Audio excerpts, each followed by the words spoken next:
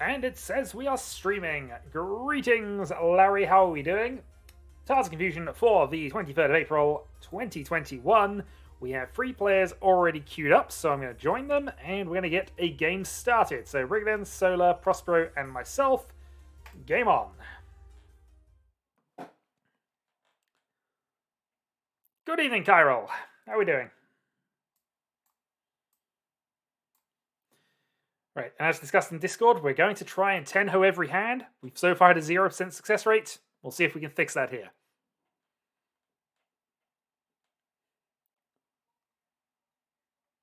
Just start East and Tenho. That's it. All we got to do. Mathematically insignificant odds of it paying off, but it could. Here we go. Do we start East? Yes. Stage 1 complete.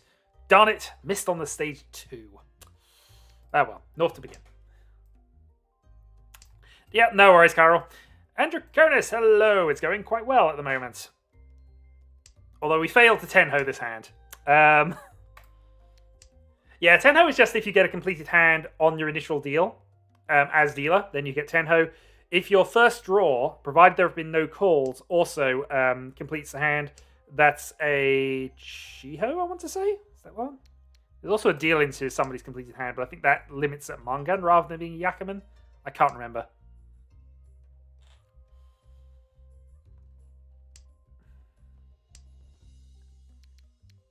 The game has some pity on you for dealing into a completed hand with, you know, absolutely no signals.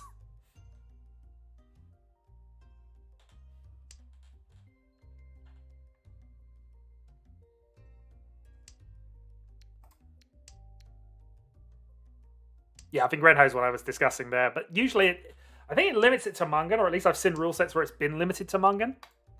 Which I think is fair in that case, but it could also be local on Sol. I have no idea. I'd have to... I can check the Yaku somewhere. I'll do it later. I mean, I'm in mid-game and I've got a hand that actually looks like it might be going somewhere.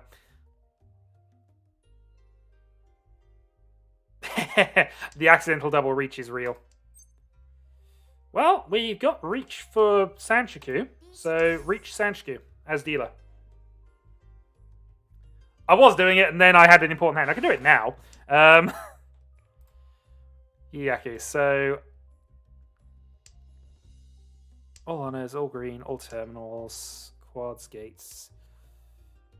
Oh, and then we have the local things. Coloron as non-dealer, and yeah, okay. So that's a local Yaku for that. There. Have I won? Yes, I won. Okay. Got it. Reach Sanchiku Dora. Mangan starters dealer. We will take it. Also, CG trap unintentionally, but hey.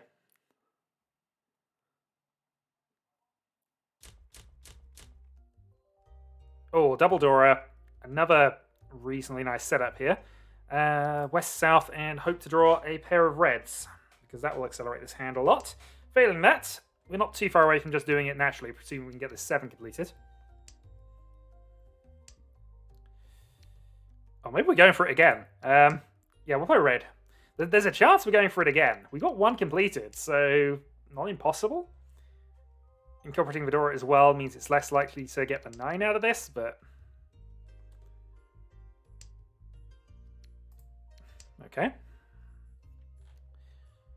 So we can still go for that. We need to pair somewhere else if we're going to use that as a 7-9 twice, but a 7-8 twice rather. Okay, that changes things a little bit. So Ishanten, 7 pin 360. Well, not the best weight in the world, assuming we. Well, let's see, 7 pin ideally. Nope. But CG trap placed for later. Hello, Oro. How are we doing?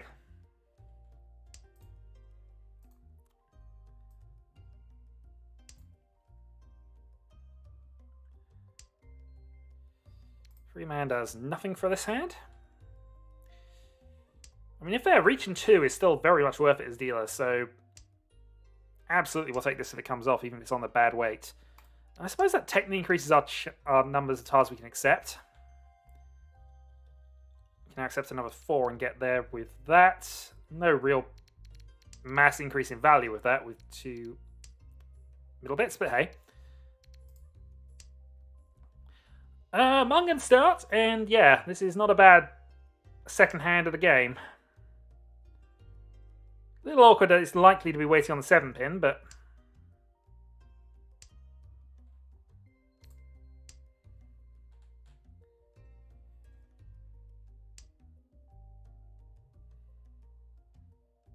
This also allows us to accept a 7 as an additional Doro. We can't call it, unfortunately. Okay, and we're up against that. This will be a nice time to hit Tenpai here. I guess we cut the 9-8 in this position and just go with the 4-5-4-5 and hope we can progress that. Get a 6 and go Pinfu. That'd be worth risking the 8 for in this position. 1 was played by Solar a couple of turns earlier, so that should be fine. 7's also out. 9-9-9. All 9s are out. I wish we had a 6 rather than that.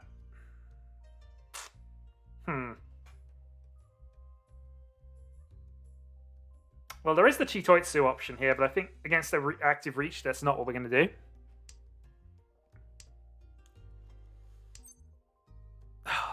Darn it, we wanted both of those. Okay, so do we think the 8 can pass? Not definitely. I think we're just going to Freo 8-7 here. To be fair, it doesn't improve us that much, although with 2 frees gone and a free there, slightly fewer options.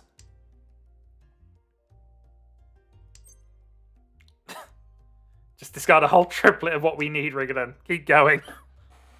Oh dear. I mean, it's fairness. We've got a Mungan start out of a dealer turn. It's not the end of the world if this doesn't pay off.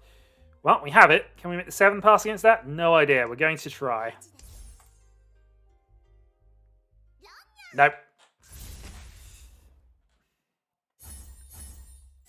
However, if we're going to deal into anything, I'm perfectly happy that we're future only. I was expecting to lose up to a Mungan there. But hey, I will live with that. Probably overly aggressive, but...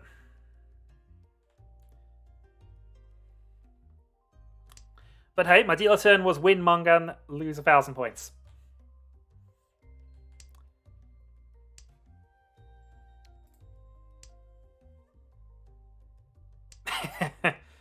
Solo doing a bit of gaslighting on something I've already said, but of course Solo can't hear me talk, so that's fine. Oh dear. So if 60 costs 99 cents and 300 costs 4.99, that means it's cheaper to buy in 60s. Yeah, especially if they... Do they do the same thing with Jade, where you first purchase, you get double?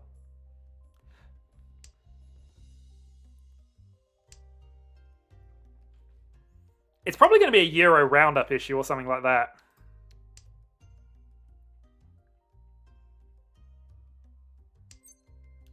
And I suppose the additional time it takes to make that many transactions. Oh, okay. That sucks.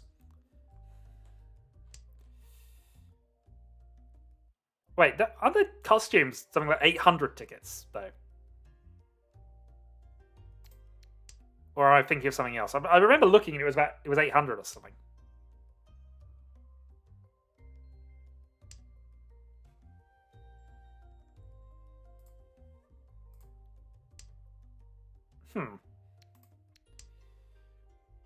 Well, I mean, I can think of better uses for, what, 12, 13 pounds?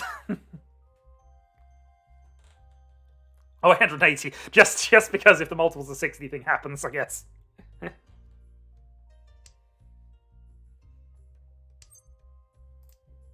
Alright, what are we actually looking for here? I mean, mostly I'm just trying to Tanya this a little bit, or just hope we draw an 8 and eventually can just pin 2 off of what we got. Beyond that, just rolling the game on a little bit.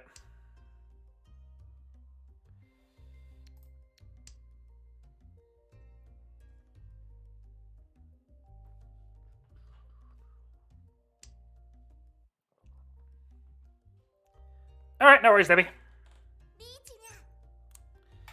Okay, Prospero with the second Reach. Hopefully this is a bit more bite than his Reach-only hand he had a little earlier. Got a safe tile for the moment that doesn't completely fold against him. We can play a free man as well.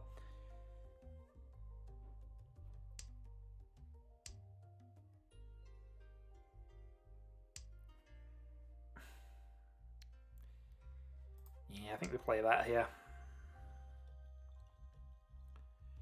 We got a lead, but it's not a decent enough lead. I think we need to just play this calmly a little bit here. We'll play 4 again. I don't think we're attacking this one. We're not dealer, so we don't have to worry too much if he just randomly sumos with a big hand. We'll just play safety around him. 5 more discards. 9 should be relatively safe, but it's not definite against what he's doing.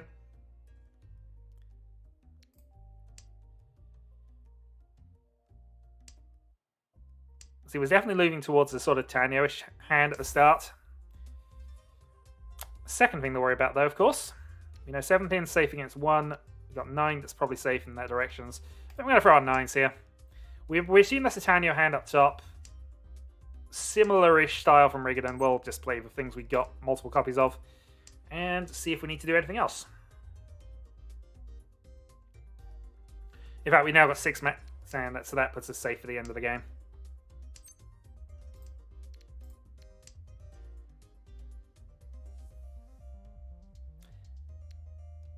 Yeah, potentially 2 Riichi sticks for the next hand.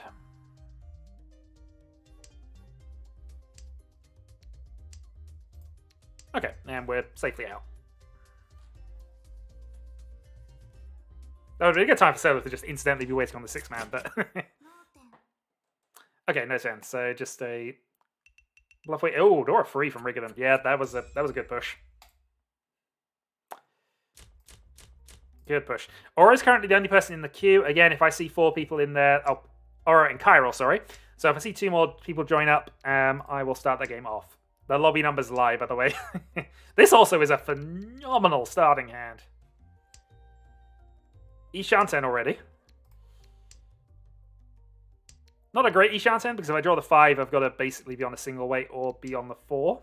So that is potentially better. We want to draw a pair of the 4 or the 6 pin, ideally. But if you fail now, we can go into a 4-7 weight with Dora.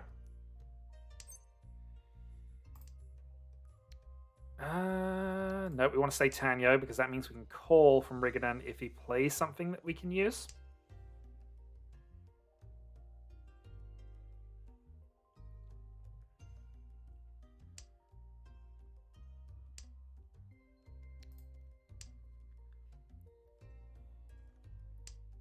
And if we go into single weight, I think we want to go in... Well, 4 and 6 are arguably the same here. There's not too much going on. We could try and accept the 7, but we've already got a 9, so that's a bit dodgy.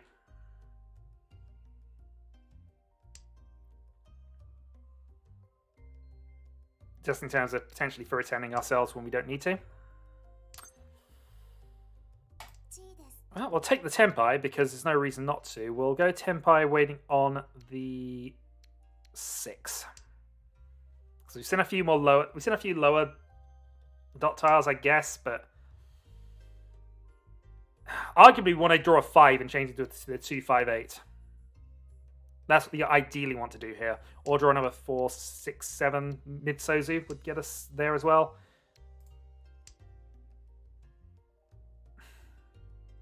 I mean, that's not what we had, but that might indicate... I don't know. Maybe somebody will look into that and think maybe you had a 4-6-8 shape at some stage. Yeah. Still, ideal. We want to draw... Oh, we could go for the 1-4, but then we lose Tanya, so we'll stick with the definite for the moment. Want to be careful, though. I mean, Tanya Tudor is a fine hand to go in on, but we want to just make sure we're not missing signals. See, again, if we could go for that, maybe I should have gone for it. 8 might have been better than 6 in a lot of ways, and that would have been free Dora if I'd have gone 5-8, discard 6. It means we're definitely Tanyo at that point, which somebody could try and play against, but no, I think that was money on the table. Either way, we won, but I think we could have accepted that 5 for the additional Dora value. Still, free hand is fine. Got rid of a dealer turn, picked up a bunch of Riichi sticks. Up to 40k. The grim darkness of the future. There is only Mahjong. So.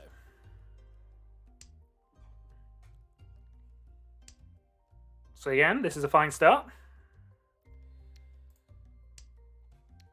play 1-9 red and see where we are after that.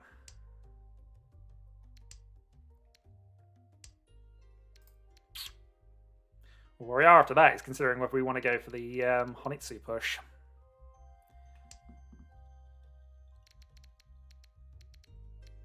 It's not a bad shape. We have additional Dora, so even open, this is free harm.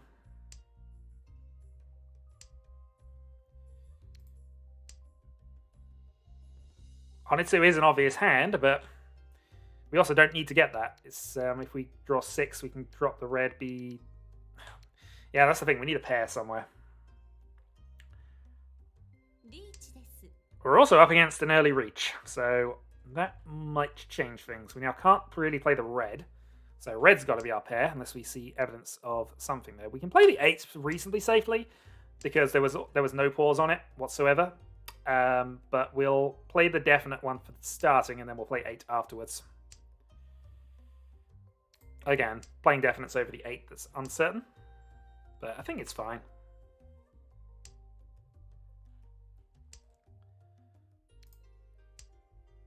And now we're definitely looking to just Tanyo, well, not Tanyo, but just get there. Free pin is going to be awkward to get past here.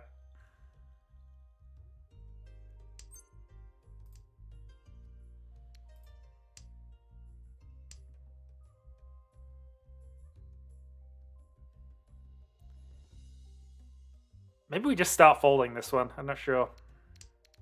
We got a big lead. Solar could overtake us if he's got a decent enough hand here. But maybe that's too passive. Gap is 17-6. He'd need a massive hand direct dealing to change it. Hanneman plus. I'm not going to take that. I'm going to play 9. I think we're going to be out of this one.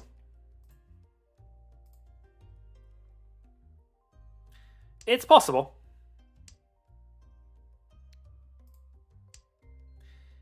But yeah, we got enough of a lead that we don't need to force anything against Solar at the moment. We're not the dealer, so we don't lose points here. Or we don't lose as many points as other people. So, yeah. Yeah, I think we're white dragoning out this.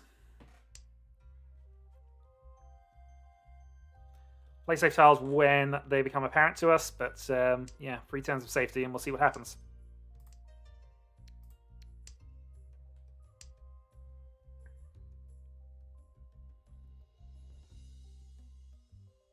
Somebody going for a late push.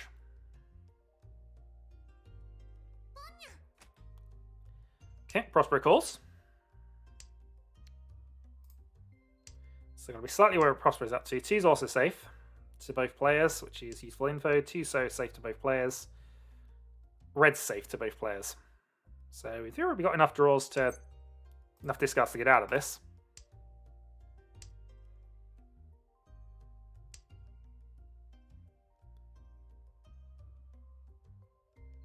Red, white, 2-2, and we'll just take the slight hit from no 10.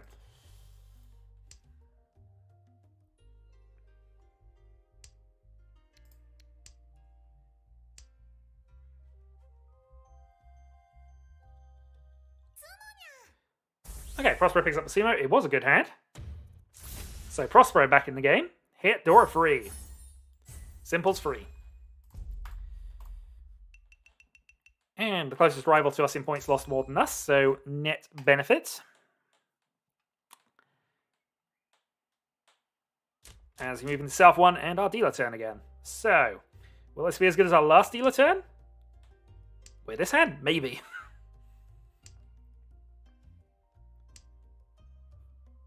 If we can draw an early 5-pin, this is... Well, actually, we draw a 5-pin now, we're there. Not ideally there, because we'd like to be Tanyo here, but... Okay, that's a good draw. So, Tanyo, Dora 1.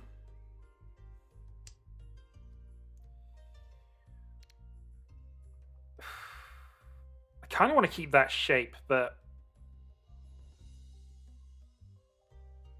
Yeah, we'll cut 7-5. Because we have a pair if we just discard one of those, so yeah. And potential Ipeiko upside.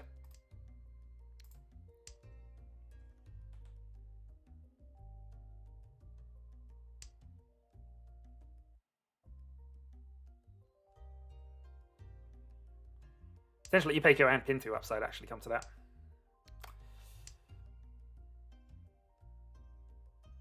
So 2, 5, 8.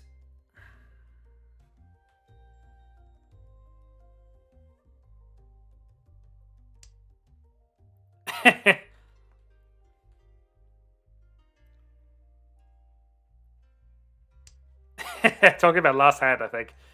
It's fine. A point was made. A point was raised by Mr. Chiral. Not that you can hear me, but, you know, a point was raised.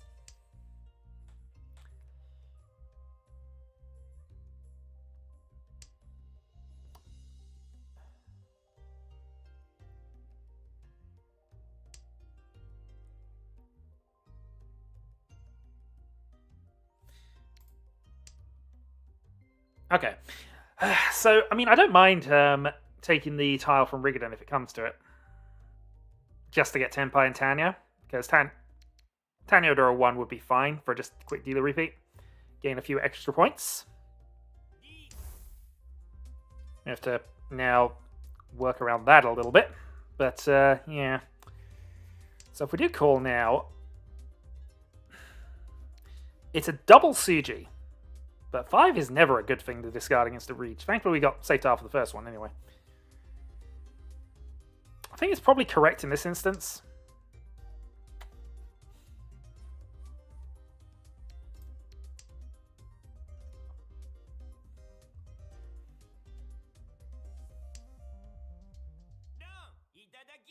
Okay, so that's fine. We had a dealer turn. Okay, Riichi G3.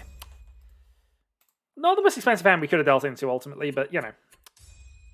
Not something I really gathered from his discards, but that looked like a standard Tanpin attack.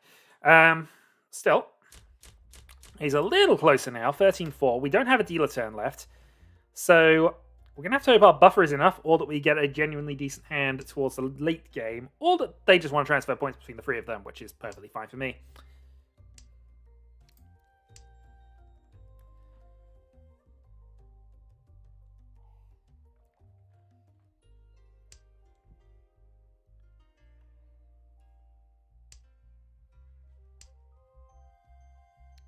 East does nothing in South 2 for us.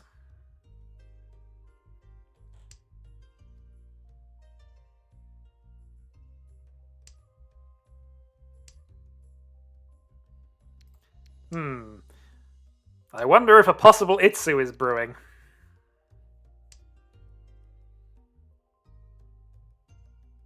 To be honest, if we draw 1 or 4, I'm probably going to try it anyway.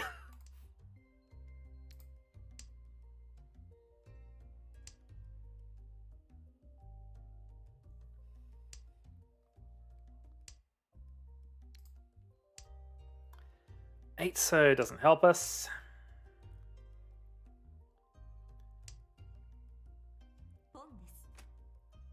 Okay, Solo was South as dealer. Playing his first non-terminal as well. Free man. It's probably our last chance to risk that sort of thing, so we're going to go for a middle 5 here. Okay, so that confirms that we absolutely have to be... I do have a tendency to give away early things like this for information, which probably why I deal in a lot at that point, but still. Useful info to have. We could now cut the 3 and get away with that. We're going to cut that in 9 instead. 8.5 CG. We'll cut both of those and see what we can work around this.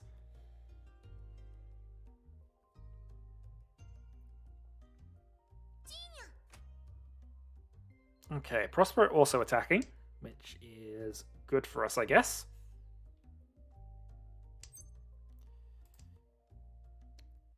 We can play South.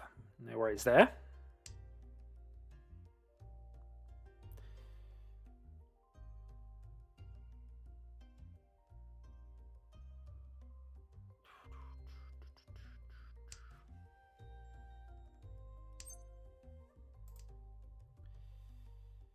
Yeah, we had the option with that. I think we're going to cut the 2 ourselves here. Because I think with both of these being a little dodgy. I mean, to be fair, if he's waiting on 4-8, it's probably going to be a South and not a lot else. Actually, we are now at Itsudora 1, so... Itsudora 1 with this would actually be enough of a hand to be worth going for. Itsudora 2.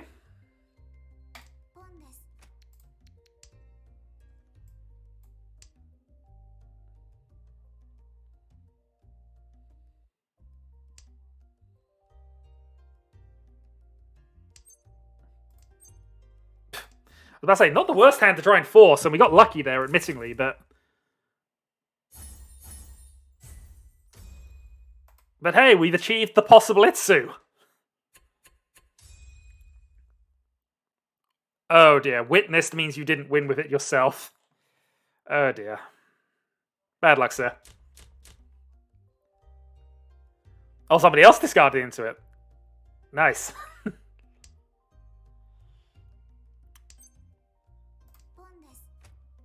Oh, we started well. Open Itsu doesn't count, this is true. But it is my first one in a while.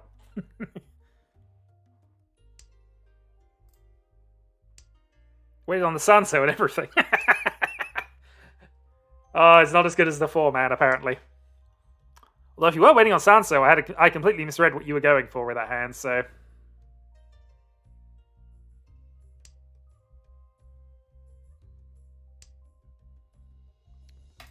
Okay.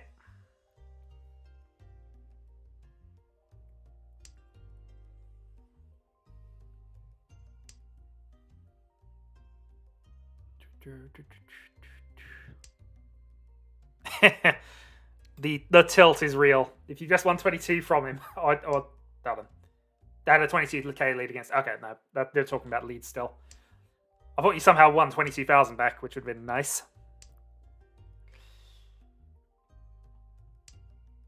Woo! You can move to the silver tables.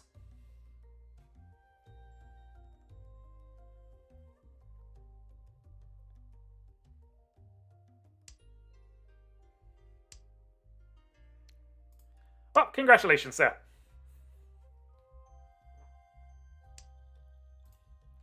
So we currently have 3 people queued up. If we do have one more waiting in the queues, feel free to join us. And I'll get that second game started, which I'll probably do some observation on, unless we have exactly 8, because I'd like to shuffle the tables up as much as possible. I'm going to get rid of the 8-7 here. No real intent for this. We are moving slightly more towards Honitsu, but really that's not too viable. We also don't particularly need the points. But if you're getting rid of 3-4 is a little more awkward at this point. I'll get rid of 7 now, though. Want to be safe for a couple of turns. Because we can draw an 8 to give ourselves a pair there, which would be nice. We would have to cut the 6 for that. Nice if Brigham gave us something we could call. Ask and you shall receive. Alright, honestly, sir, if the room is spinning for you, you should probably be going to bed. Rather than sitting at the computer playing a mentally engaging game. Just my 2 cents on that, but you do you. I would, you can always come back and watch this later. We will be back next week.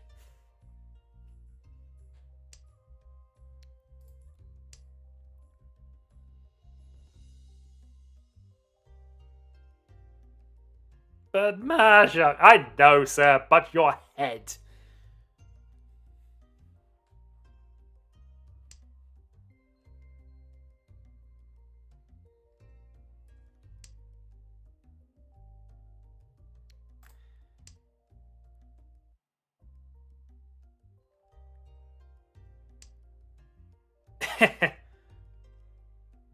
Alright, fair.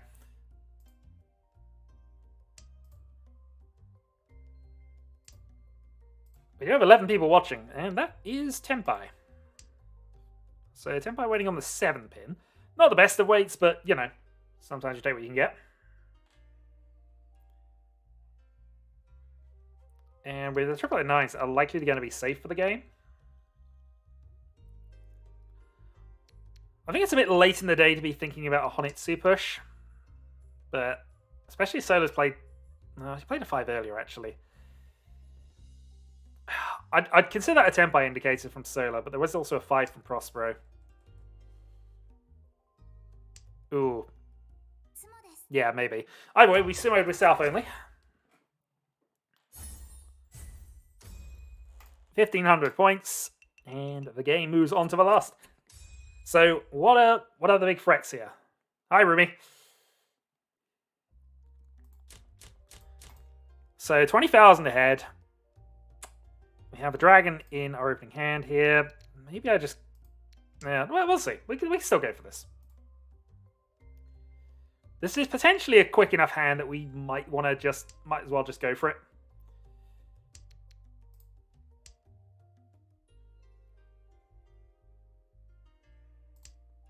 Besides which, attack Mahjong is clearly the right answer here. But obviously, the only thing we're really threatening by is if Rigadan can get multiple wins, or if there's a direct Mungan threat on. We'll see. So we got a Chitoitsu here, which seems like the easiest way for our hand to develop. We also have Dragon, so we don't necessarily have to go down that route, but it's probably the best for us to do, so let's see. Oh, if you click the middle, it gives you the point difference to the three opponents.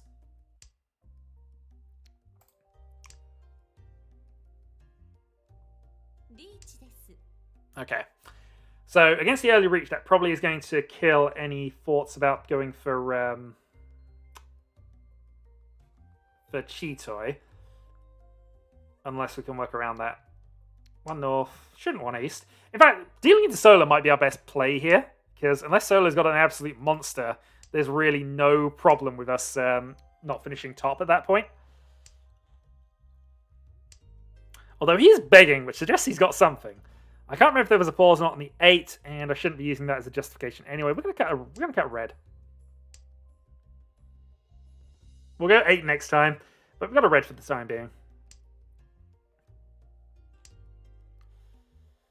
I really don't want to play 5 into that. No, okay, we'll cut reds. We'll buy ourselves a few turns of safety here. We will run away. I mean, that's dealing it. We need to give him 16,000 for a Buyman, is it? Yeah, 16,000 would do it. We'd have to have a Buyman on a direct trade for it to actually prevent me from winning. Well, we're going to play North. It was the first thing played. Let's see. We actually have Force for safety. I don't know what I'm doing messing around with Norths that we're unsure of.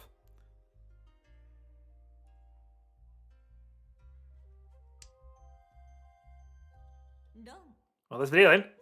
It was a Mangan.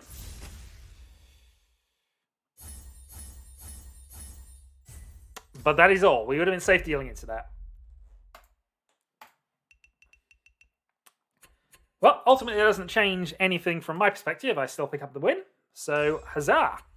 48 plus points to me. Almost Sanshiku, indeed. Well, GG. Right, I'm probably going to do an observation round, especially since I don't think we got enough for 2 tables right now. So, Kyle, if you still want to play, let me know and I'll keep you in. But currently, it's Oro and Jesper, definitely.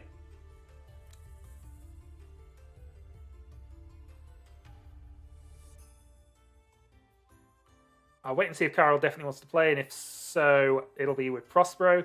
If Carl wants out, and I think he's actually just left the group, the readied up thing, so that's fine. So it looks like it's going to be Prospero, Solar, Oro, and Jesper for the next game, which I will do some observation on in 5 minutes.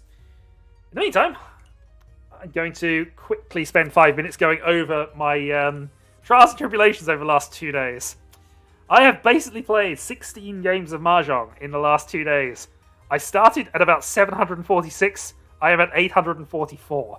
I am wildly inconsistent in ranked clay, which is, not the best of things. However, I do have one particular game that I think I do have to show off here. It wasn't the one I linked, because the one I linked at the time was the one where I definitely felt like a bully. This one, though. Oh, this one. Yeah, no, 5 minute delay. This one. Oh, dear God. Right. So, I had this initial start and immediately tell Vanna, the one thing this is not is a Daisangan. It definitely was not a Daisangan. Absolutely not. Oh dear. Actually, why am I doing this? I'll just skip through here. I didn't draw this. It might be a Daisangan now. It wasn't in the end. We're just going to flip through there, and as you can see, just immediately call the dragon, play that, decide to give up, and just go for the quick double dragon 2. Especially if I was up against a Khan, and I was up against a relatively quick opponent, or at least what I thought was a quick hand going on there, which I want to dodge. Draw that. Decide it's worth the gamble and go in for this. Go into a third call. I feel I'm in trouble now. And then draw the second dragon. And decide to be brave. Thankfully, bravery pays off occasionally. But not until much later. If we go around to here, turn 18. Turn 19. And I get the Haite.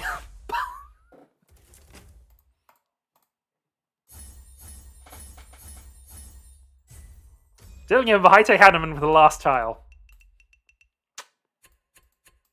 Yep, I felt like a bully after that one. Then I get this hand, and immediately think, this is definitely not a Daisangan. And you know what? I was right.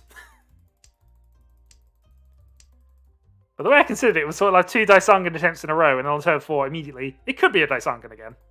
It wasn't. Eventually I give up and just go for the white dragon on the single weight on the south. And we're also up against the Riichi here, which is important. So I'm kind of trying to dodge that at the same time.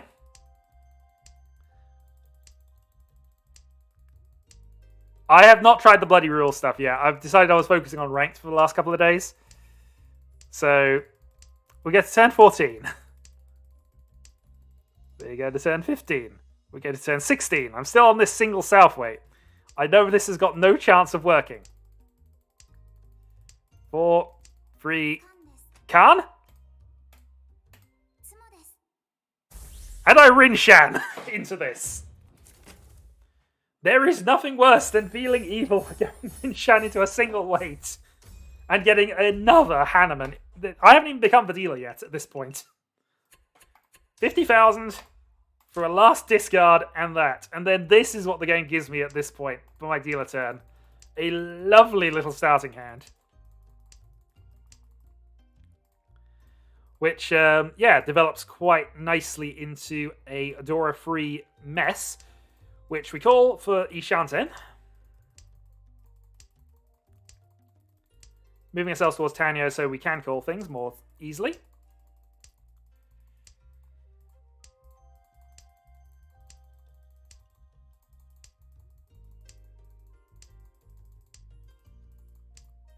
Hit Tempai, waiting on the 6, 9, 6 only. Because I'm in Tanyo. And 9, 8. Not quite the last thing, but, you know, at this point, I'm just feeling like an absolute bully. Hanneman near Mungan, and yeah. Thankfully, my winning streak ends there, but, you know, that start, the amount of jam I had, feels bad. Anyway, that should hopefully have eaten up about 5 minutes while I just show off my adventures in ranked. Overall, though, as I said, inconsistent. I have that level of luck, and then I deal into silly hands, which I should have no business dealing into. Ah, dear. As such, I'm still in Expert 2, and I think, based on the up-downness of everything, that is where I deserve to be. Right, let's see how the game is going. We're 10 seconds early, which is fine.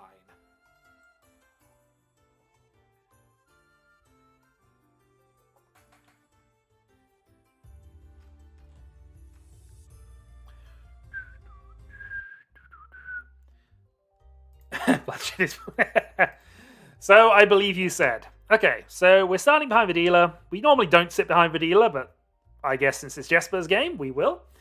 So, Dragons, Dora, seems a reasonable opening dealer hand. Solar has got what is arguably a better starting hand, but no easy Yaku, unless he can pair up his south. Oro has, again, 2 Dora, reasonably nice shape. And a couple of loose dragons, but no, that could easily go into a Tanyo attack, although Vidora 1 in his hand makes that a little more awkward than not. And Prospero, 3 pairs. Yeah, it's actually not a bad shape either, but you know, we'll see. We'll see where he ends up going for the 7 pairs route or whether he just goes for things. Right, Jesper on the immediate attack with the dragons, as makes sense with a hand this close to complete. And Oro pairs up his reds. And does decide to get rid of his loose Dora early, which, again, probably safe. Solo didn't call it, though. Although, admittingly, he doesn't have a Yaku if he does, or at least not an easy one.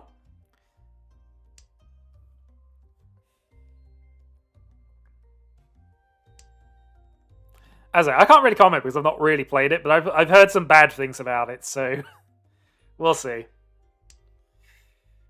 Okay, Oro getting close. Red Dragon for Tenpai.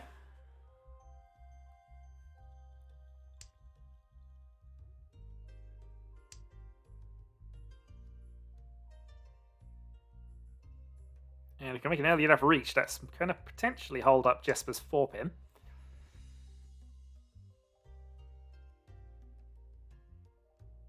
So top side of Dragon Ipeco. Dragon Ipeco Dora, I mean. Meanwhile then, doesn't seem to be embracing the Chitoitsu, although admittedly he hasn't. No, in fact, getting rid of the West, so he's definitely not embracing the Chitoitsu.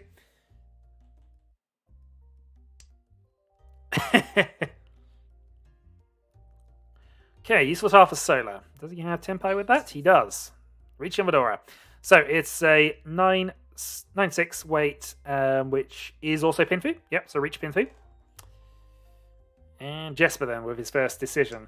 Decides to cut the 4. Suji on the 1. Hasn't had any information besides that, but hey. It passed, and that progresses his hand towards his Dragon 1. Meanwhile, Prospero has drawn a tile that potentially helps him.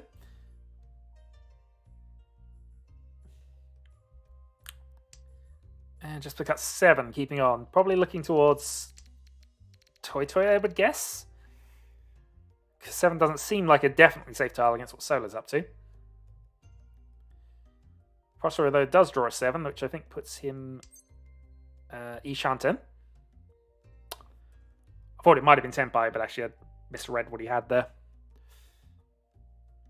Meanwhile, Oro.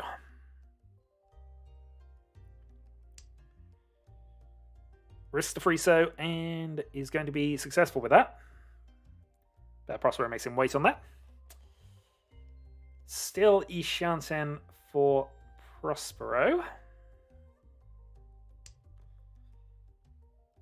And a safe White Dragon.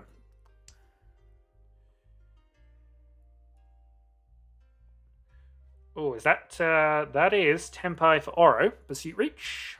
Riichi. Yeah, 8 relatively safe. Suji doesn't look like they want high pin tiles, but... So, that is a 6 red, and Prospero deals in. Thankfully, he didn't deal in with both, but gets rid of the pair of 9s. Deals in to Riichi Pinfu Dora. And Solar will gain an extra 1,000 points. Welcome, Mad Debbie. We're in observation mode for this game. Currently, there's nobody queued up, but obviously I'll join if 3 people do appear in the queue.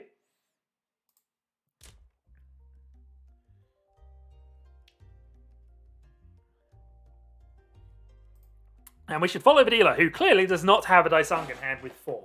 Although, if at the moment he draws 5, he does. This is the way it works. Actually, given that the greens are in opposing hands here, it's probably not going to be a Daisangan, a successful Daisangan attempt, but we shall see. Certainly his hand's not bad for a dealer perspective. Just initial Dragon, Havadora. Not linked into anything at the moment, but hey. Prospero's hand looks pretty good. I wonder if he's going to race for Honitsu with the Dora free. Or if he's just going to hit Tenpai and say that's enough. I guess, obviously, it depends wherever that 4-pin comes quickly. But if he keeps drawing Sozi tiles, the temptation's got to be there. Is he Tenpai with that? Not quite. Oro still has a lot of honor tiles to clear up, and I mean, it's early game actually, so that's probably fair that he has a few to deal with. And the reds are also split among everyone, so Daisangan is definitely not happening, and Solar's given up on that. Is, however, going to keep calling because why not? That gets him a shade closer, puts some pressure on the table.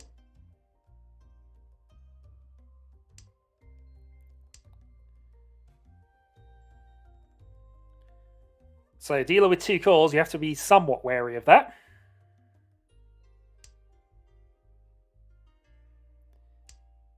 And Oro gets rid of the middle 4 from there. I'm not totally sure what Oro's going for at this point. He might even just be half folding at this point, given he's got 3 loose honors still. Prospero hits Tenpai, 2-5-8 with the double Dora. And potentially goes into a pair. This is tempting here. Do you call for 3 Dora here? Or do you just take the 2 and 1?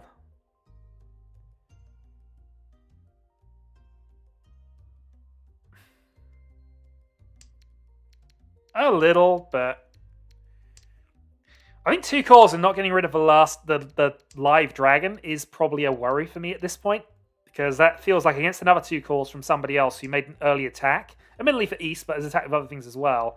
This makes this red very difficult to get rid of. I mean, he's done it now, but there's definitely that thought process of, am I giving stuff away here? Yeah, he's Summers anyway. I mean, I guess it's not that much different in value, but it's the difference between going from 3 to 4.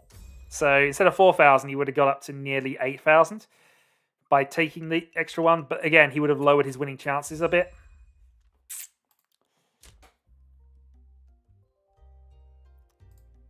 Interesting thought process with that one, but I'd have been hard-pressed not to take the extra value, I've got to be honest.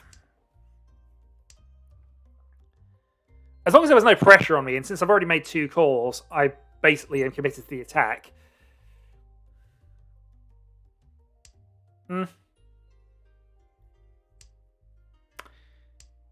Anyway, Oro has a very, very good starting hand here.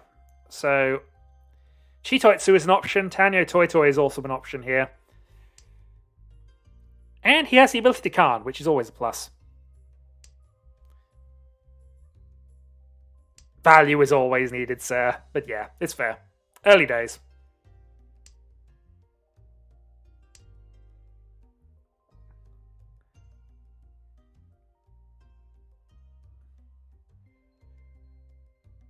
Alright, so Solo waiting on here.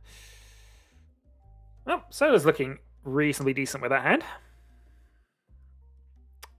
How far is Prospero getting? Prospero's got a little bit of a way to go, but is basically 2 or 3 away. And Jesper up top. A couple of pairs, sequence, and yeah. Things to work on. Okay, so Oro has decided to go for the 7-8-9 rather than keep the pair of 7s at this point. So probably not committing to Tanyo or Toitoi anymore. So just trying to get to Tenpai as quickly as possible, I would guess.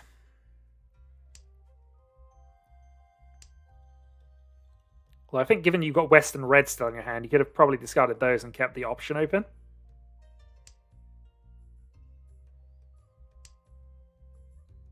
I don't know if this is a habit or it's just something I've observed in 2 games incidentally out of nowhere, but he does tend to keep his honor tiles a lot longer than certainly I typically would. And while West is also the West is also out, there are 3 of those, so. And Red by 2 out. I mean, you might be keeping them for safety, which is fair, but.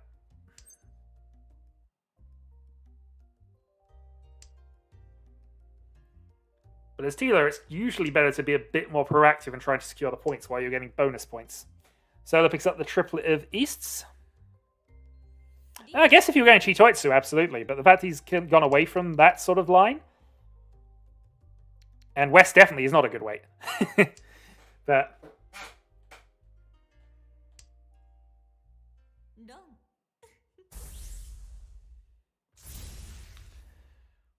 Well, Jesper deals into a Riichi and Wind Dora hand.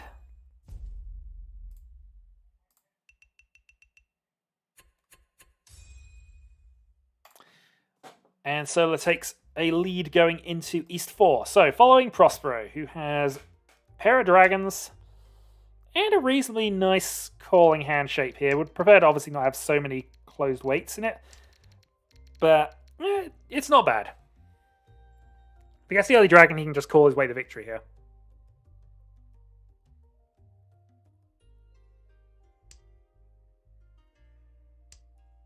Oof. That is rough when that happens, but yeah. Okay, so Prospero gets the first bit of good help.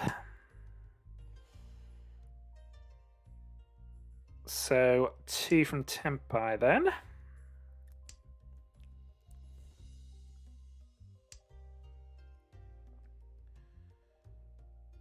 Meanwhile, Jesper has double Dora. And also a pair of dragons. Solar up top, 2 Dora, and a reasonably messy start. I mean, he's got a bit of 8s, of course. But it's a little disjointed. You don't need a bit of time to get anywhere. And it looks like Oro's got a reasonably fast start. Admittedly, 3 pairs that are missing bits in the middle, but hey, those can be filled in. I like it.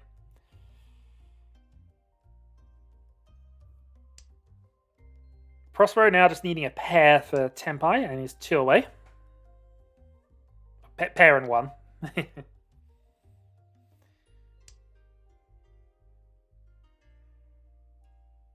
As all agreed, and I love it, indeed.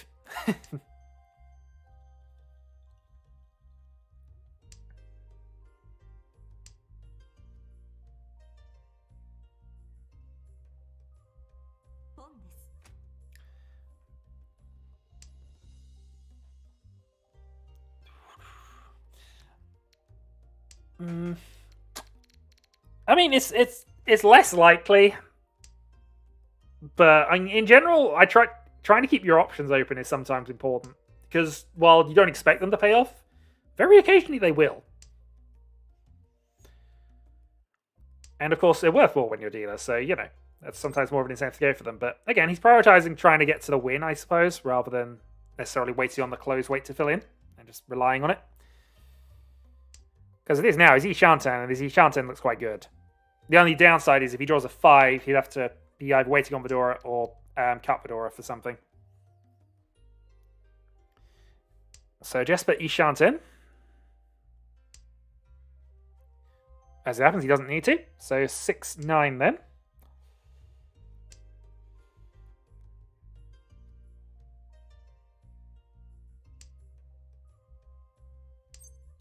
Open chance would only be worth an additional 1, so I guess, and also there's had no way of knowing he was going to draw the 9 rather than draw the other side of it, so the 8 rather.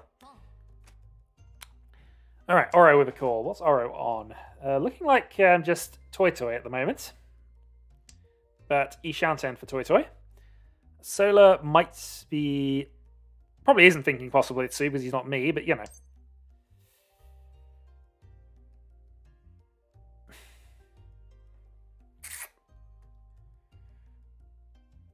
Okay.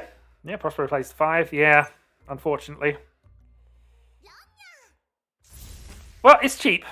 White and 1, but...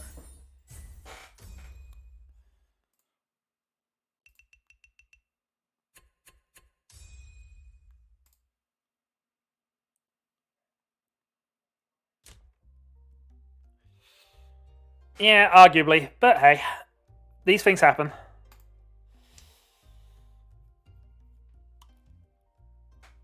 So, Prospero has a nice starting hand, just looking over to the left. If you can get those things killed in quite quickly... actually, maybe it's not as nice as I thought it was, initial impression. I just saw a lot of Sozu. Oro, though, does have a nice little Sozu hand. Still got a pair of East in the East round, which is always a nice thing. There is a lot of shiny things going on in Solar's hand here. So, Dora free in Solar's hand, and the hand itself is not bad. So, a lot of pressure here. Jesper's hand is quite strong here. In many ways. It's just whether he's not going to get the East, unfortunately. If you could pair it either of those two in time, this would have been a great little starting hand to try and become dealer. Also, why am I no longer following Prospero? He's still the dealer. Oh well, we're following one hand each now. Guess we're changing the system again.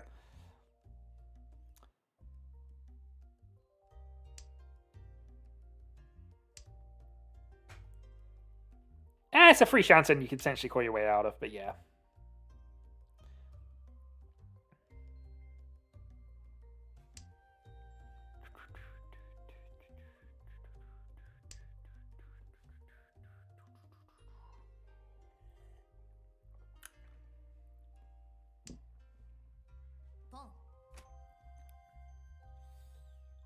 Well, we shall see. Oro goes for the aggressive call here.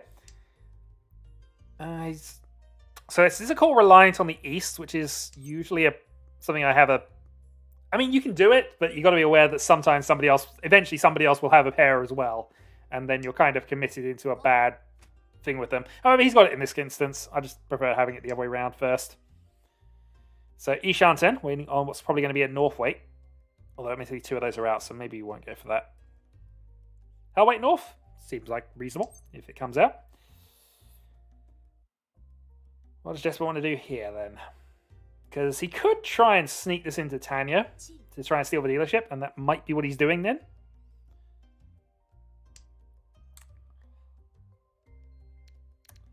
I think the 7/8s, that might not be the most optimal route, but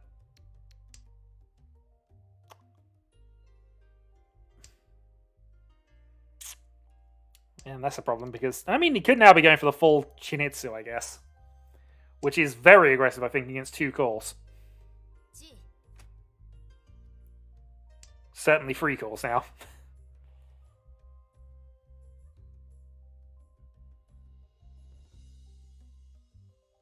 Yeah, I was looking... If you could have got rid of the 9s and had a useful hand, if these were 6s instead, that's a fine call, but I think he's overcommitted this one against what Oro's doing.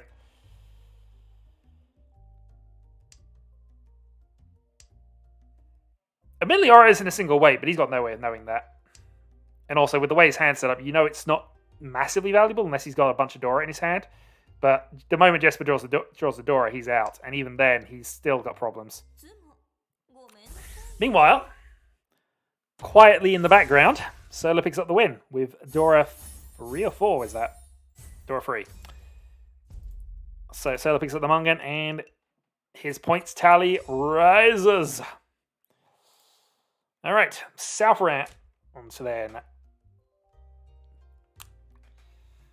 That's not what you want to see when you're a dealer, really. But, well, possible. Jesper's win has given him a functional but a little awkward hand, although a pair of 1s. I mean, other than the loose honors that Prospero's picked up, I think his hand I like the best out of them, at least from initial glances, but we'll see what they draw to help them.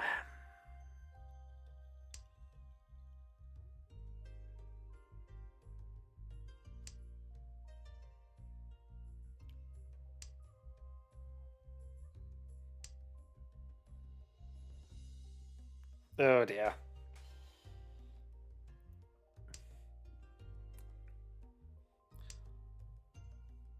The luck appears to be failing Jesper at the moment, but we'll see how that goes in. Meanwhile, Jesper looking for potentially a Chinitsu here.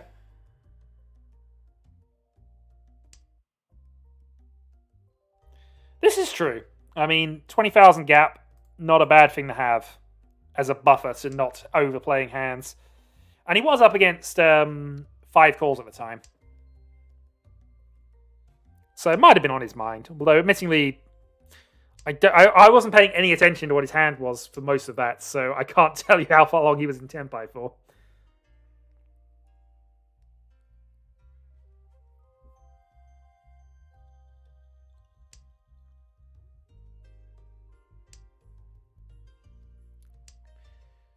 Meanwhile,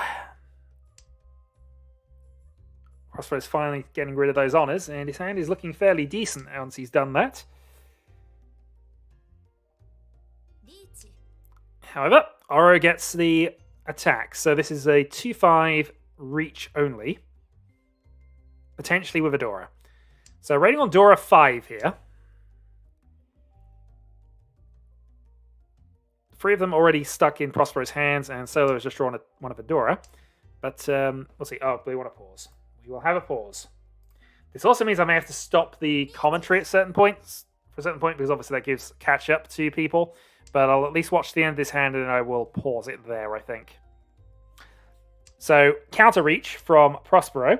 Prospero waiting on a 1/4/7 for a 10 weight. Triplet of 1s tomorrow.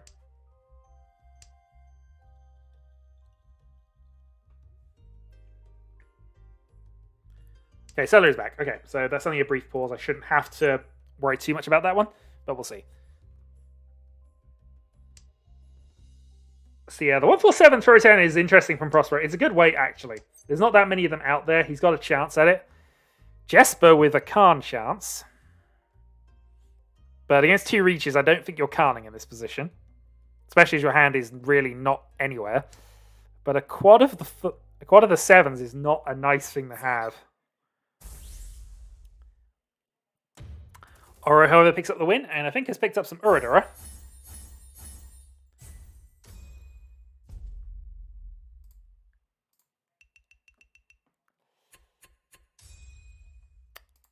Well, Oro takes the win, and I mean, the thing is, he was already kind of half folding beforehand. His hand was at least 3 away, even with the Khan. Against two Riichis, I feel that wasn't the chance. You need to wait for your chance a little bit more.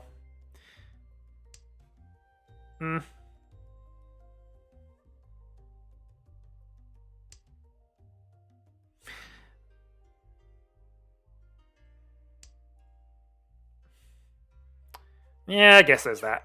Anyway, we shouldn't be following you anymore. We should be following our current leader, who has a Dora Dragon and another Dora in hand, and a reasonably nice start, though not spectacular. Prospero has, by contrast, has a really good starting hand here. Ishanten with the West Call, potentially double Yakuhai. We'll see. Jesper's hand also looks quite good as well. Ishanten for him. So there's a few fast hands floating around here. And in fact, the other fast hand that happened there as well. Yeah, so 6-9-1.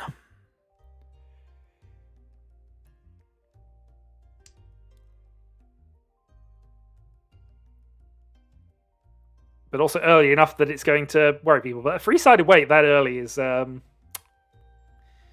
it's only a matter of time, really. And this is where Solo disconnected.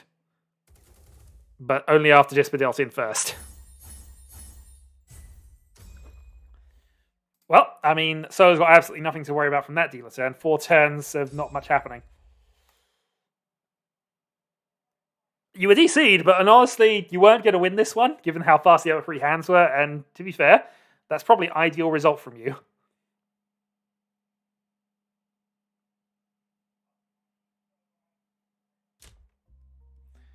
Well, I say ideal result. You always got a chance at coming back here. At some point, I'm going to pause this.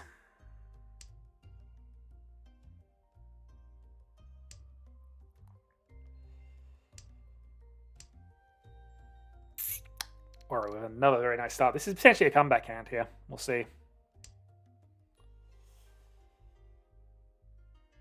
Jesper, triplet of Norths. Unfortunately, not in the right seat. So we'll see whether he does anything with that. The hand itself is not bad, considering. So, Khan potential, I guess. Yeah, and unfortunately a 5-7 disconnect there, as I was a bit slow on the old button.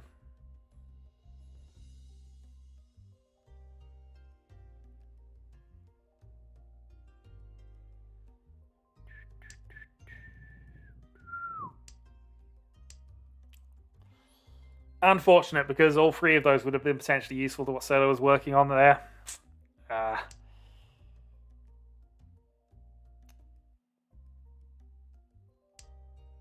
Which is unfortunate. Jesper with a pair of Souths. That's a bit more useful than his triplet of Norths. And advances him another half step.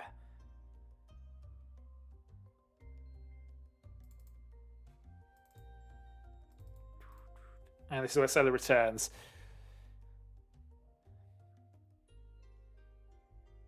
So, meanwhile, what's Prospero up to? Prospero, a few loose tiles still. Dora on the 1. Oro has a... Yeah, this is where we finally get paused after he comes back.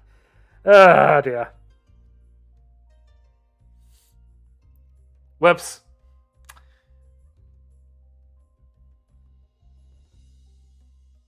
This is punishing me for not paying enough attention to chat at that point, but oh well. Oh dear. I don't think the pause was all that long.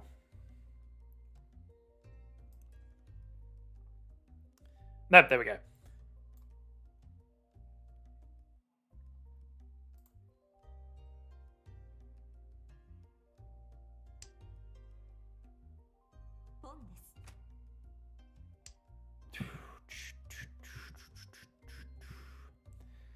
Okay, so Ishanten for Jesper.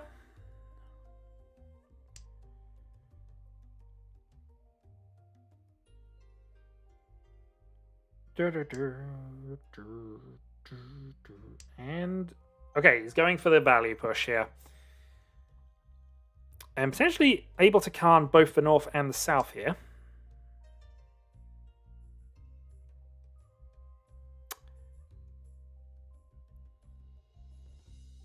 And on 44,000 points, he needs some Saki luck here.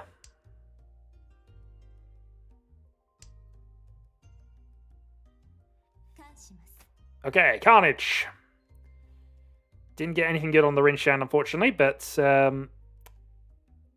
does potentially add some value to his hand.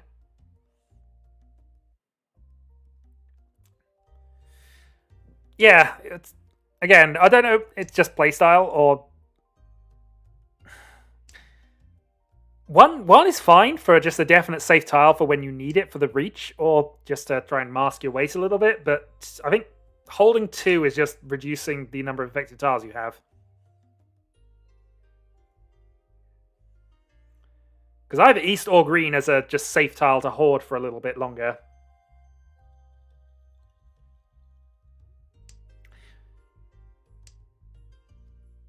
I mean, if we just consider he could have been on he could have had the 3 and the 5 and been on a wait at this point.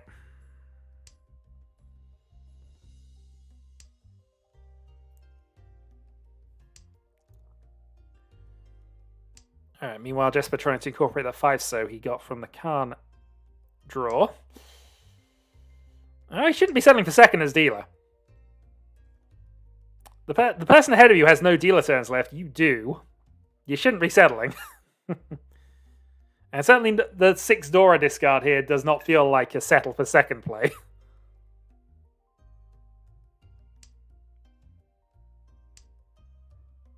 Alright, Honitsu for Jesper, Ishanten.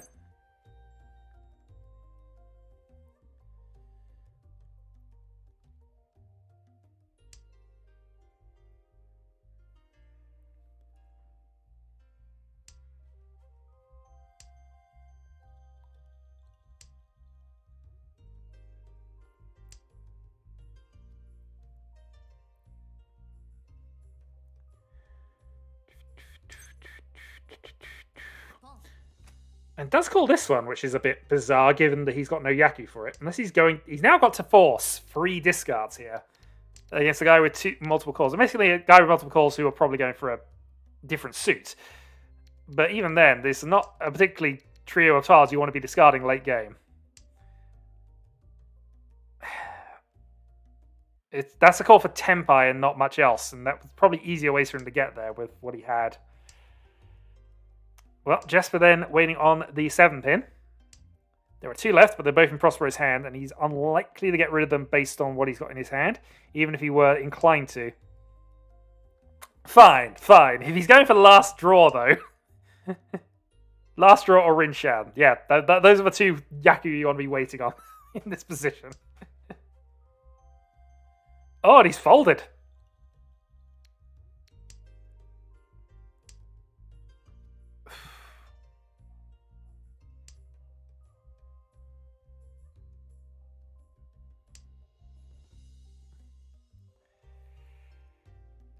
Oof.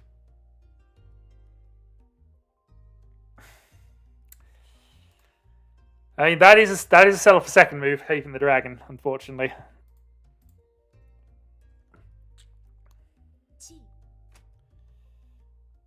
Alright, Chi taking a different Tempai, going for the 1-4 at the end.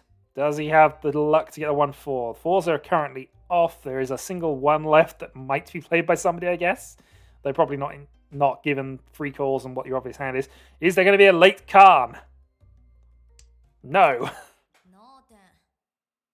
Actually, no, he couldn't have Khan because it was the last draw.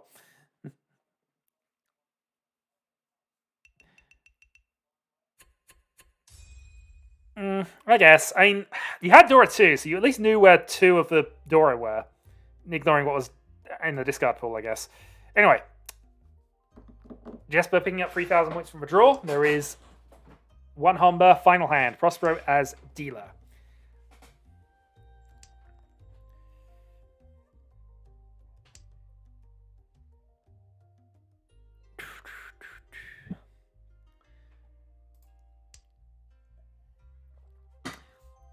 It's whether you think the chin would have dealt into a Hanneman, I guess. But yeah, it was a tricky one. Right, I'm going to watch the end of this, and then we're going to see what and who we want playing. Debbie is the only new player currently in the queue, so she will get in regardless. And then I'll probably do a roll-off to determine who is in the rest of things. But also, I need to turn the light on, so bear with me a moment. Sorry.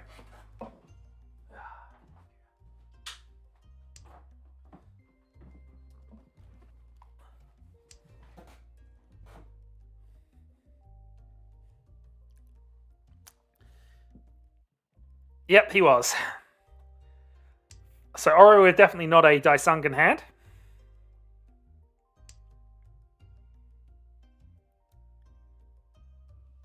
And even if he draws another one with two greens in solos, that's going to happen. Yep, no worries. I won't start until I know you're back. Whether you get in or not. So, Jesper really just hoping for a big hit off of Prospero or Solar that's going to be enough to switch positions. 2 Dora in hand could potentially happen here, or he's going to cut his losses and just go for points. Maybe. 2-5. In fact, it's got to be a 2. That's, sorry, Sanchiku Dora 2.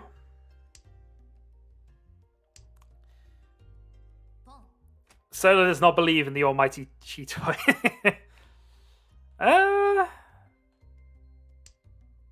Yeah, 8's not a bad draw for that.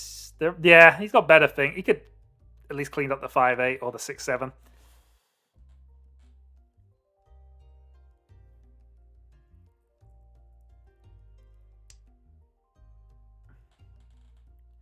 Yeah, fair. I mean, it just... We get the idea of keeping 1. Keeping 2 feels a bit suboptimal, is the only thing really we're suggesting through most of that.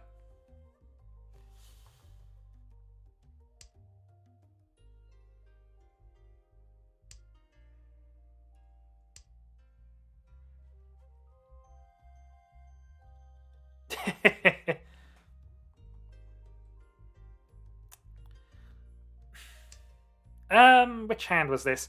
I think there was the one Kyril said he was surprised you hadn't reached. I actually hadn't been tracking what your hand was like for most of that. I mean, you won the Mungan, so maybe, but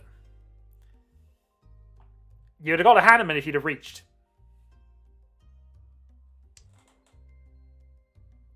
Ultimately, with the way the points worked out, wasn't relevant, but...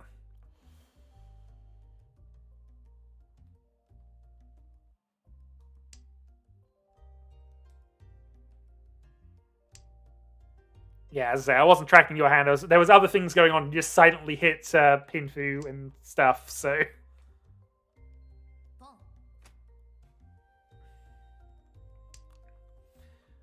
Okay, so Oro 1 call away from Tenpai. Well, actually, no, a couple of calls away from Tenpai there. And that's a sumo. So Jesper gets out of this with Sanchiku Dora 2. Picking up 4,000 points.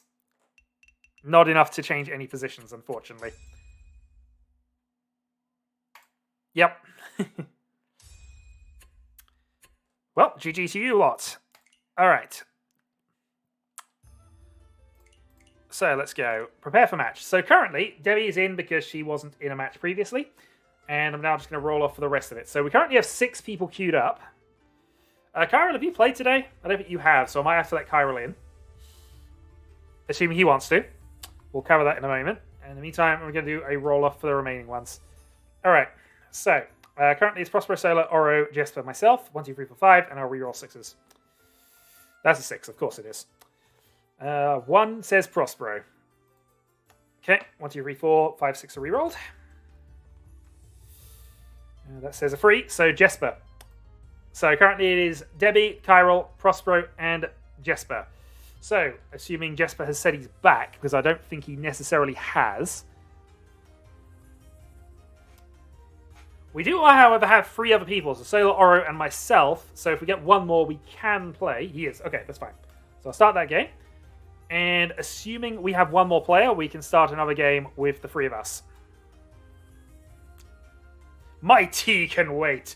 Lies. Your tea cannot wait. Tea is more important. Tea is all important. I, of course, have soda, but, you know. Alright, no worries. Unfortunately, we got to... Oh, I'm in matchmaking, of course.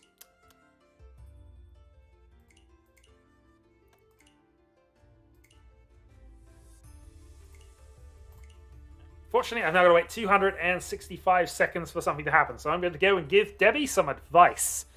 Last time it worked out brilliantly. We'll see if it works out brilliantly this time. Bear with.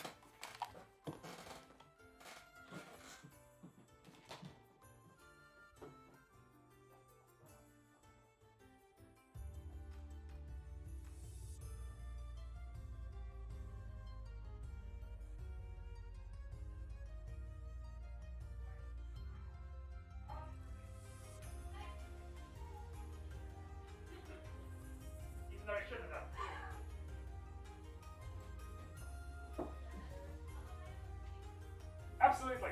Also, keep your hand concealed. But can't everything.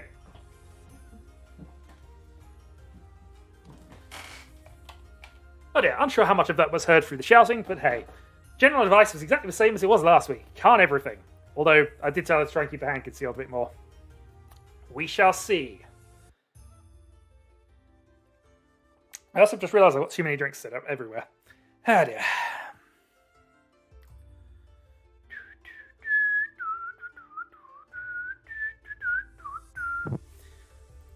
I've returned with my flapjack, and I also agree with the Max Carnage. Well, if nothing else, I've got to keep that game interesting. Can't let Chiral have a normal game. Debbie would be good at SBR. Probably. Based on how I think it was described. Oh dear. Anyway, we're still only 2, so it looks as if we are stuck at 7, which is unfortunate. But again, if another player does turn up, we will start the second game off, and we will, get the second game going.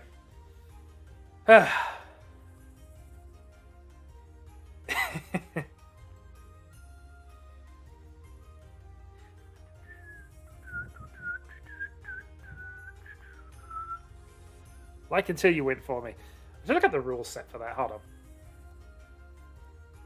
SBR rule set.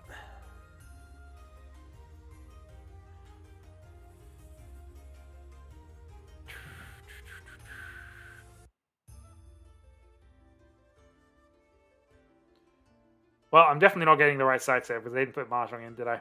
Oh well. I'll look at it later.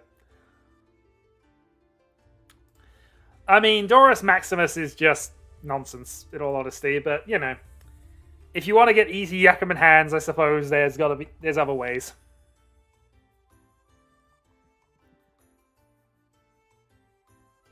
I mean, good thing we don't have stacking rules in, otherwise we'd just be Dora bombing everything.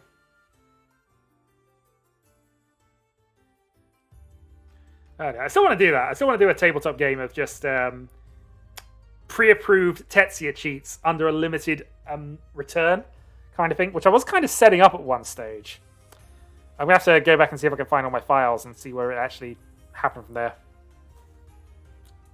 But I'd love to do a competitive Tetsuya game at some point with all of us cheating through pre-approved methods, of course.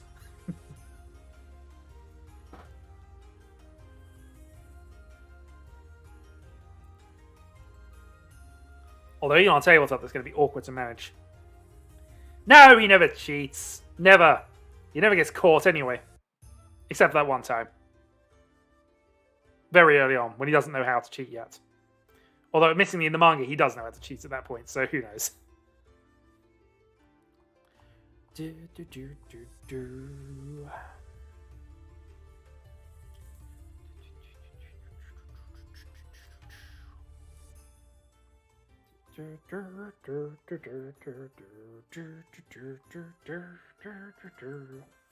"20 seconds. And we'll see if Debbie has the ability to con everything.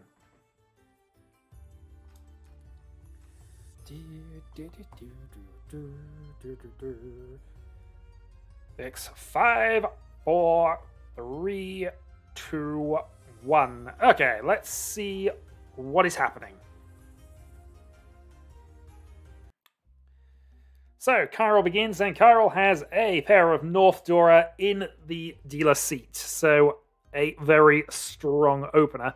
Fortunately, not Yakuhai, but that is a strong opener. Also, he's got a new avatar. I'm sure her voice will be less annoying than all of the other voices I have to hear. Actually, I'm not sure if I've heard that one yet. I've played quite a few games this week, but I don't recognize this one. Probably need more delay. First hand just ended. I mean, it's as good as I can manage, in all honesty, and I'm not going to worry too much about it. All I can do is pause, and 5 minutes delay is the sole dependent one, really. I have no way of extending this timer, unfortunately.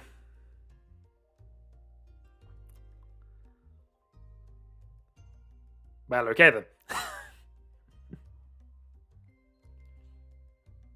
So, Debbie, Prospero calls south. And other than that, has a reasonably strong hand. Multiple pairs. Could have gone Chitoy over that, but alas. Jesper, Dragon, Tudora, and Debbie up top with a reasonable-ish hand. Does go straight for the 5-drop, which I guess is fine in that instance. The 3 would have probably been better kept in her hand, in all honesty, because that gives the 3-5-7 shape. Getting rid of the middle tile in that regard gives you more tiles that go into it, rather than keeping just the pair 7. At the moment, though, the 5s are her pair, so might not have wanted... Oh, no, actually, the 1s are a pair. Yeah, so she also has 2 pairs. So she can afford to get rid of one of them. Anyway. Now she has 3 pairs. And that usually means you have to try and drop one of them. So in this case, you probably drop the 1, so... See whether Debbie does that, or she gets rid of the 8-9, which should be also fine. Gets rid of the 7s instead.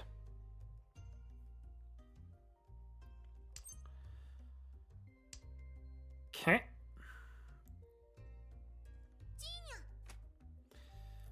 Now gets the triplet of the 1s, and has discarded lots of Sozi tiles. Prospero, Ishanten holding North Dora, which Jesper is also holding, so this is going to come to a head soon. Carl can't call that North, of course. The only person who could call it is Jesper, which is why he's keeping it. And Prospero goes for the South-only play, waiting on the 7-so. Carl is, I believe, just auto not calling at this point.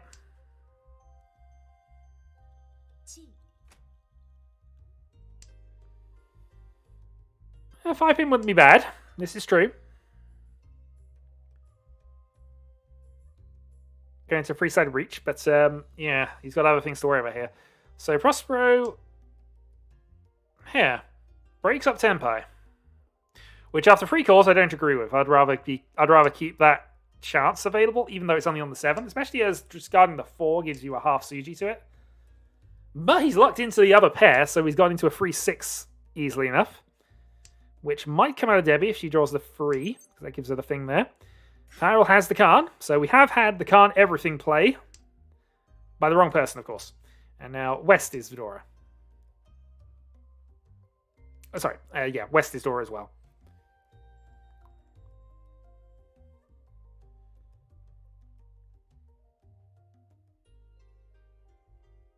Maybe, but his discards don't suggest he is in that. So, this changes the scenario. Do you care about the dealer Riichi? Prospero has 3 calls. He almost can't afford to care, and is probably going to have to play 3-pin anyway. But 3-pin's a horrible discard against that. Always can. In that position, absolutely. Debbie deals into Prospero for a cheap hand. 1,000 points only, and Prospero will pick up 1,000 points from Chiral as well. So, yay! 1,000 points from 2 players. Right, following Prospero for his turn then. So he's got Dragon pair, pair of West, pair of Freeze. This is a good Chitoitsu hand. Well, I say good. He doesn't have anything useful to go into, although 4 and 7 Suji of each other. So, some potential there. Jesper has got a couple of Dora in his hand, but the rest of it's a little disjointed. We'll see how that develops. Kara's again got a good start, actually. Looking over to the left. And what's Debbie running with? Plenty of low Pinzu. And we'll see how that progresses once you get rid of East and Red. Of course you couldn't. No, of course you couldn't. You had to. Absolutely had to. Prospero with the potential Sanshikyu upgrade if he doesn't go for the Chitoitsu. But it'll depend what he draws first, I guess.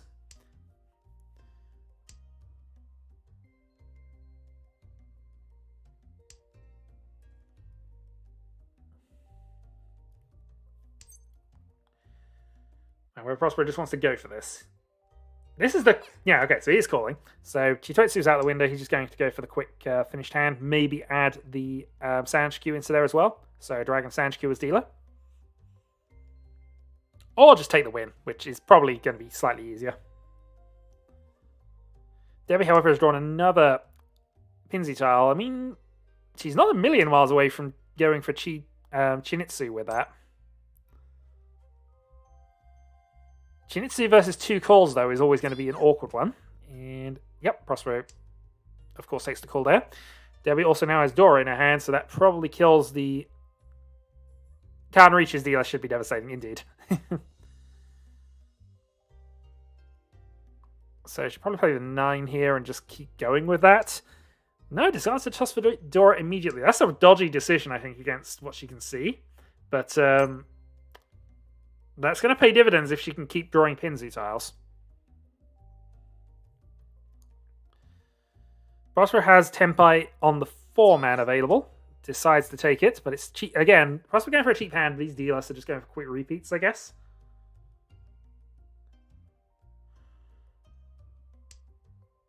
Plays West.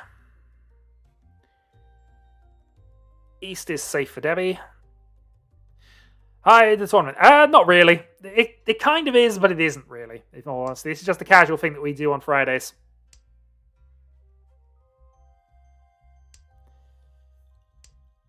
Oh, Debbie is deciding to... I don't know whether this is just folding from Debbie, although 5-pin doesn't feel like a fold, or whether she just ran out of the time. She does have time management issues at points. Quickly gets rid of a pair there. She might even be AFK, I don't know. Why have we got to have these cheap hands? Why not? What's wrong with cheap hands? That's how I tend to play tournaments. Or historically, how I've been successful at them. Prospero with the option of going for closed 5 or closed 4 goes for closed 4. Yeah, Debbie's just discarding what she's drawn at the moment. So I wonder if Debbie just ran out of time. I'll have to ask her about that one. Anyway, Prospero with a dealer dragon only and remains dealer. And gains a slight bump on everybody else. Okay, maintaining with Prospero then. So Prospero with a stronger Pinfu Tanyo style hand. Debbie has 1 Dora. And that's okay. She needs to pair up South or Green quite quickly to really help things, and Green's looking unlikely. Jesper, yeah, just sounds okay. Not a bad start. Chiral, fairly decent. The Dora 1 might be isolated, but get rid of the dragons and see what you are, and see what happens there. Itsu chance as well. I wasn't going to say it, but yes, I guess it's a possible Itsu. Everybody can have a possible Itsu if you wait enough draws.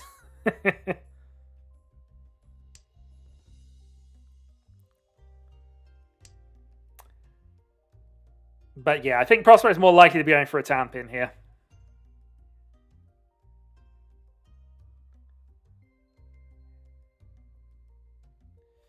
Meanwhile, Debbie has multiple pairs in her hand, could be going for a Chitoitsu, might be disconnected because she's actually discarded the 5 and the East with no inclination. I should probably check on her in a moment, which I might be inclined to do if she keeps discarding her draws.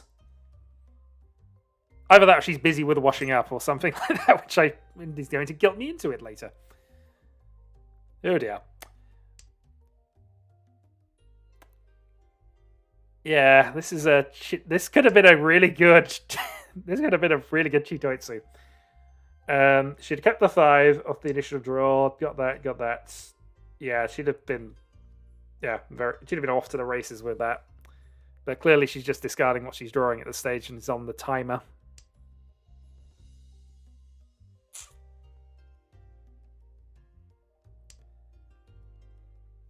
Alright, Prospero with a 3-pin draw.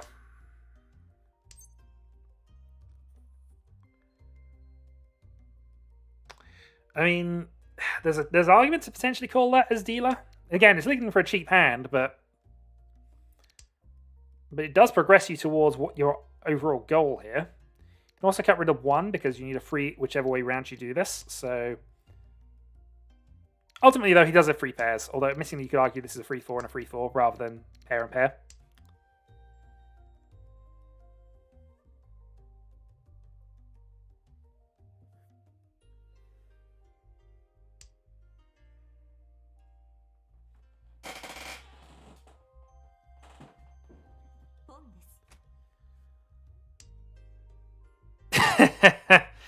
We did try something like that in Kyrol's silly seasons a while back. That was a thing we tried. I'm surprised Prospero didn't take that free, because if you call that, cut there, you're Ishantem. Which, I mean, I could try and explain the full rules of Mahjong. It's going to take a while. Generally speaking, play games, get used to things. And also, don't listen to anything this guy says. He knows nothing. Almost nothing. I promise you, he knows nothing. Ignore at all costs. We're just doing analysis on a game that's currently in progress. There is a 5-minute delay on this. This is part of my regular Tiles of Confusion group, which meets up around this time every Friday. And yeah, so Prospero needs to call this for poker but weirder. I'd argue it's more Jim Rummy but weirder. So an all simples hand, so no 1s, 9s, or honor tiles, waiting on the 3 and the 4 to complete his 4 sets and a pair. And he sumos, which means he self-draws his win. That is fine. That is slightly quicker then, at least. Whenever somebody says, I wish I could learn the rules of Mahjong, I always have to assume it's the beginning of it. So simples is Tanyo, so no 1s or 9s, or honors. So Prospero is doing a load of cheap hands, but it's so far getting him a gradual autoballer, except you can't sell the tiles back to the store. Indeed. It's all practice. This is a really strong start for Prospero here. If you can cut the 5, which he should be doing, I mean, Dragon Ishanten, basically, with this. Cut the 1-3 and then be into a 6-9 weight. Hopefully. Maybe even a better weight here. If he gets draws at 7, he could potentially go upgrade this to Ipeco. But we're assuming he's going to get the Green Dragon out of Debbie at some point, unless Debbie is definitely AFK, in which case her discards are just being automated at this point. Yeah, Debbie is still AFK. Oh dear. Well, maybe that Green Dragon's not going to come out then. That being said, maybe Prospero doesn't care about that. He's 1 away from just Ipeco, waiting on green 9-6. Yeah, if he looks into the 7, this is a great hand.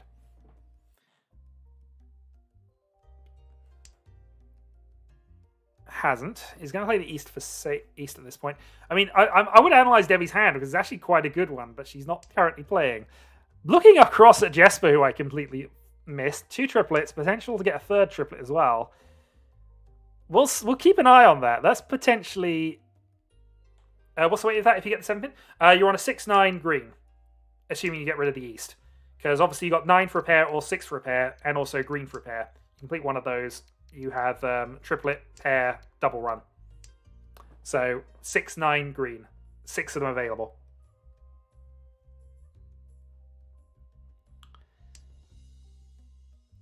Of course, he's more likely to get one of the other things first. Because there's only 3 of the 7s, and there are 6 of the tiles that actually help him to Tempai here. Might as well cut the 9 here, I guess. It doesn't actually make a difference whether he's on this 9 or 6 at that point, so... The problem is, with 3... Debbie is in the game! Debbie is back in the game! She has Khan as well, which is the advice I gave her. Oh dear. So the 7s aren't going to come out from Prospero, which is disappointing for him, but it depends how long he wants to chase this, because Ipeco Riichi plays the Dora, the now Dora East. Which actually Debbie played as well, so she was risking that at the same time. How is the Honitsu going up top? Jesper still needs to get rid of a 6, but he's looking good for it. Oh, that's unfortunate. A pair of East would have helped Debbie's hand out immensely. There's the Dragon, so Tenpai for Prospero. Does he go for the Ipeco weight? He does. So his only winning tiles are the 7s, which are currently in Jesper's hands. So no chance of a victory unless Jesper breaks that up for whatever reason. And it seems really unlikely that he will. So Jesper, 2 away from his Honitsu attempt. Reach from Kyrol So Kyril is waiting on the 5/8 man for a reach only, but hoping on Uradura because he gets 2 of them now. Debbie, yep, 5's a safe tile to Kyril, so that's fine. So Jesper now has got the decision to make of how far he wants to attack this, and Kyril sumos. So Riichi, Patsu, sumo, and that is all he gets. It is closed only, but basically that is the weight he's on.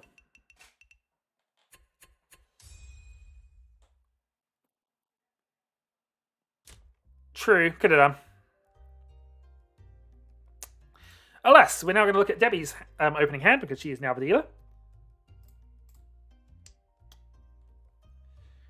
And see, so potential here. It's not that far away. It's just a bit awkward with the Norths. She can't really do anything with them. Kyril up top has... Well, I say she couldn't do anything with them. She's going to prove me wrong, I guess. Toy or something? The second thing I told her was to keep her hand concealed. Oh well. That's probably a mistake, but we'll see how that goes with that. Kyril has a... Always can. Yep. Let's see if she can can her way out of trouble. Might be able to. Well, Kyril's happy with that. Kyril has a Chitoitsu, which is what he's probably going to go for unless he gets anything else from this. It's interesting. It's not good. But it's interesting. So Debbie's committed now to try and complete a Yaku with this, and the only Yaku available would be stuff like Toitoi, or if she can get a triplet of an honor tile, which in her case would just be East, or a Dragon. Meanwhile, Jesper is attacking. Debbie should call this. I don't know whether she will, but she does. Yep. So, okay, so Haite could be. She's Tenpai with this, technically. So she could wait till the end game and just have that. But yeah. She needs to pair and triplet everything up. So this is going to be a long haul for Debbie to get a win out of this. We'll see how it works. Jesper is just going for a quick Tanyo attack and is Ishanten. I mean, she cuts 9 here. This is... she hasn't realised it. She hasn't realised she can't win, unfortunately. The good news is, all these calls are making... oh, yeah, we could Rinshan, admittingly. For 7. That's clearly the answer. Rinshan or Haite. With 3 calls and a quick hand from Jesper.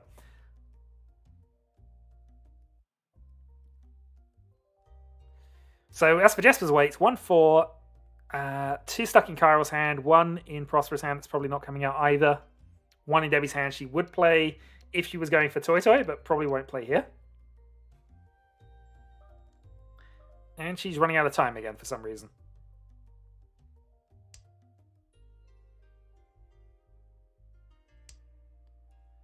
Something has happened, but we'll... Again, 5-minute spoiler. Yeah, they're basically Debbie is... well, she's not a beginner player, but she is a beginner player in retrospect here. The 4's coming out, isn't it? No, it isn't. Okay, fine. Well, we'll find out in about 5 minutes how sad you are, sir. Yeah, basically the rules of the sort of lobby, they are allowed to talk in the chat. Please don't reveal specifics of hands if you can. But obviously there is a 5-minute delay going on what we are watching. So Debbie has, unfortunately, hit herself into a time management thing, but yeah, we'll see. Okay, so Kyril now, with that, could have a Daisangan. I always say that once you've got 5, you have a genuine Daisangan attempt. And in this case, there aren't any dragons discarded other than the 1 green, so it kind of is. Well, we'll see. So I wonder if Kyril just had a Yakuman Tenpai here. He's a bit away from his Chitoitsu. He might also be dodging what Debbie and Jess, or what he perceives Debbie to be doing and what Jesper is doing.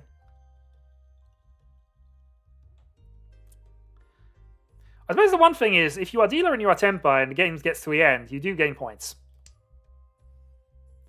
Ooh, okay. Well, that is Ishanten.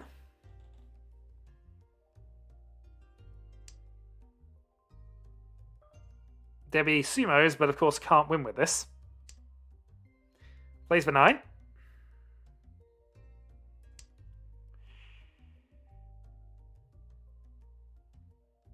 If only she was sitting north. Well, now she just got a 7 Rinshan and draw that way round. Oh, the game is taunting her now. The game is actually taunting her. Okay. Kyril has decided Cheetoy isn't working fast enough, so he's going for Toy Toy. Oh, and he's going to get the Senpai here.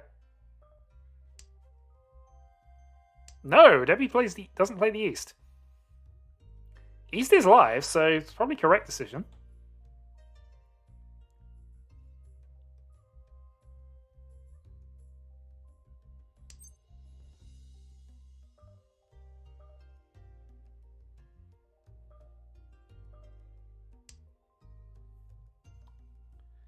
So 4 follows, 4 follows.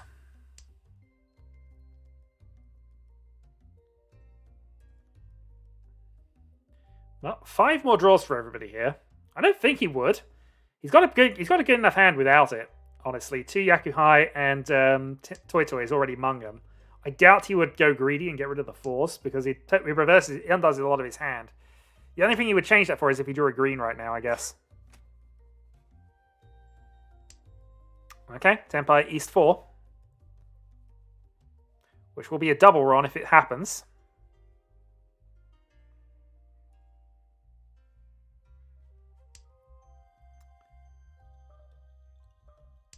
Debbie with no time plays West. Jesper then, who's been in Senpai for quite a while, but unfortunately just everything useful has been locked out here. Oh, I know what's going to happen.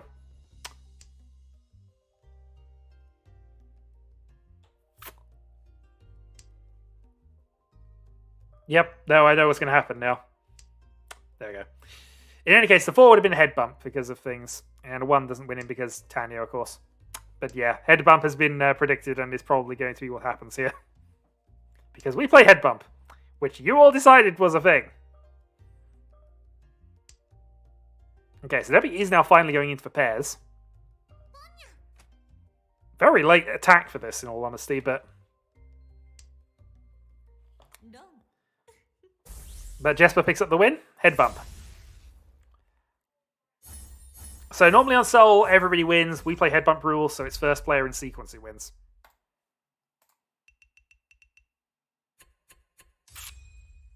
Yep, that hurts, which is fair. Head bump is not horrible. Head bump is awesome. And I will keep expounding its virtues. I gave you the option. I didn't even vote in whether we had head bump this year. I did not even vote.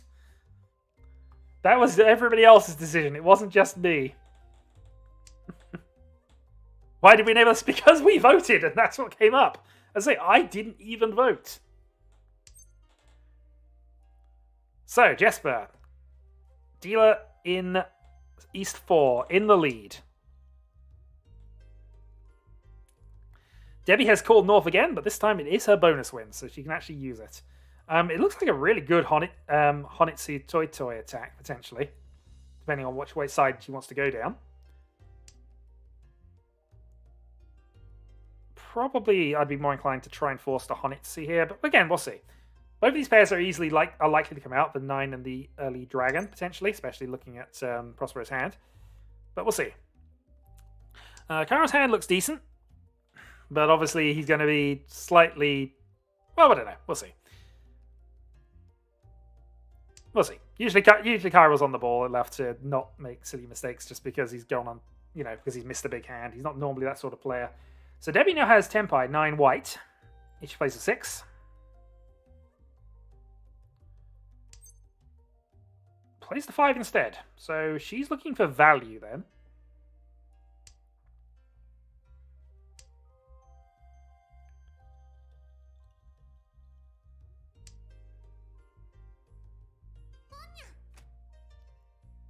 On play 7, you're on a 6 white. Yeah, okay. Maybe she's not looking for value then, but I guess it's the same whichever way round it goes, but that white dragon now becomes important. I suppose also taking the 5... Oh no, you couldn't really do that. Here's now the question. Do you break this up to try and increase the value? She's going for Toy Toy. rather than going for the Honitsu, I guess. I mean, it's same difference either way, but So Toy Toy North. It's a reasonable amount of points, but I'd be happy to just take the 6-8, the 6 white here. In all honesty. Anyway, not going to focus on Debbie too much here. We're going to keep on going here. So Prospero still has a couple of loose tiles in his hand, the East and the White.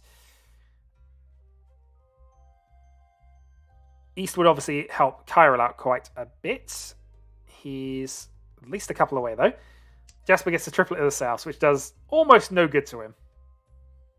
Certainly no good for what he's doing. So it looks like he might be cutting the South and just going for a... well, I mean, Tanpin is the obvious thing he's going for here, but might actually be going for Tanyo over Pinfu here. Well, obviously you'd like to have both, which means getting rid of both Souths. Debbie exchanges the 8 for the 7. So does need to get one more call. Both the 8s are dead. So White and 6 are the only things she's got left. Yeah, I mean, generally speaking, you don't want to give up Tenpai if you can.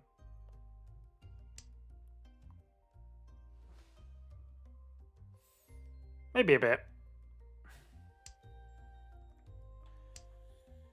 Okay, Ishanten for Jesper.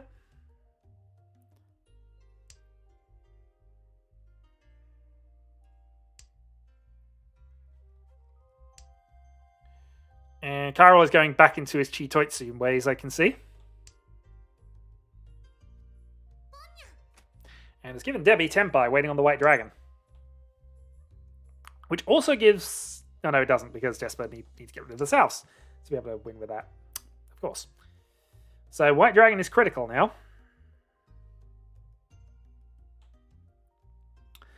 Freeway for return wait.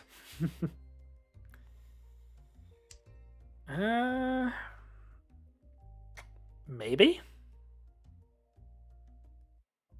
Well, no, because if he draws 7, he gets rid of 5. I don't think he can... Depending on who you're talking about and how far back you're talking. Oh, Debbie's broken up her weight.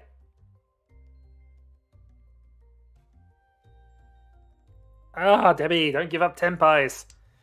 Even if it's a bad weight, you can afford to play the red once you've committed this much.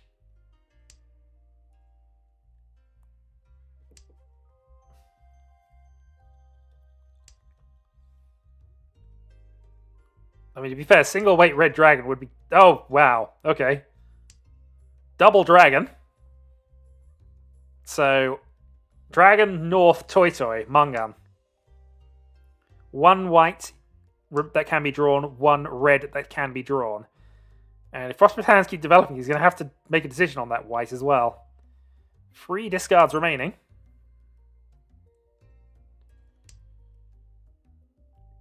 Does Kyril play white in this position? He's going for Chitoitsu, he doesn't have to. Itzo was there, but she still had a dragon in 8, so she could have just, you know, avoided Senpai, especially this late towards the end. It's worked. Quite possibly.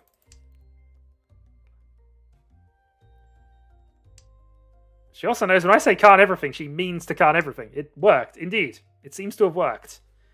I don't think the White Dragon's going to come out of it, either Kyril or Prospero, though.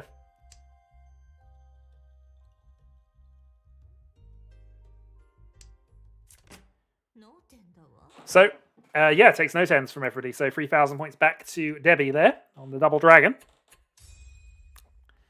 Puts her a little bit closer. 4,000 points gained on all players. The game is now a 30k game again. And Kyril's dealer turn with a couple of Dora and a pair of East in your opening hand. This is exactly what you want to see when you are dealer and you have an opening hand. You can easily call things. You have your Yaku already sorted out. Yep, this is just about brilliant. Debbie, on the other hand, also has a good hand you want to see. Double Yakuhai. And options. Decides to go the Pinsu route, which probably makes sense. But now it is a call-off with these two. He's got, yeah, I'll say, we already know he's got the Souths. Well, we'll see. Debbie might be able to challenge this, but But it needs a bit of luck.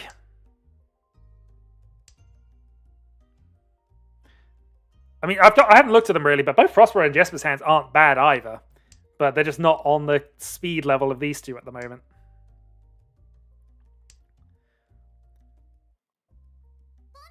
Double Yakuhai. No pair, unfortunately, but the hand's not bad. And at least that's put pressure on the table. Kairo will attack anyway. He's got Eastern Dora 2, and he's already committed. But there might be pressure on the other players. White's not worth keeping in this position. You've got other things you can call with.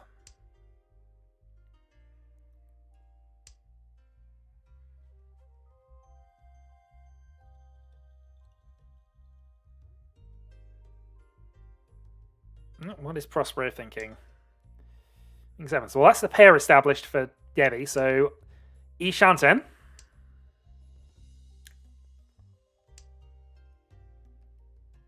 Three six or 3-6. Wrong 6. I mean, she could have played the 2 there. That would have probably been the correct play. But again, that's going to be her pair almost certainly. So, I suppose the only thing that the 6 allows you to do is if you draw a 4, you got an easy backup route and you can go for the Dora 2.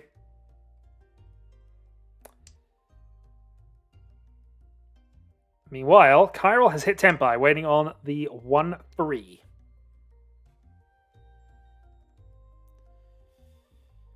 So East Dora 1. Debbie hits Tenpai, waiting on a 3-6.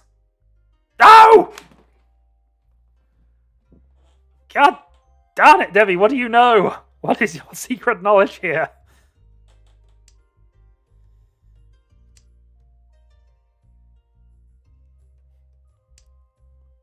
And of course I'm biased, it's my wife.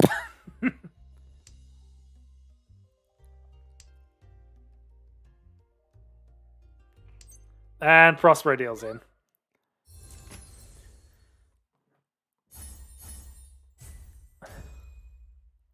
I don't know. Maybe she's not AFK, but she basically also discarded those 2 tiles, arguably, so we'll see. Oh dear. Because she knows up things we don't. She knew she wasn't going to win, so therefore it was a confusing tactic to avoid everybody, I guess. That was an accident. Well, let's see.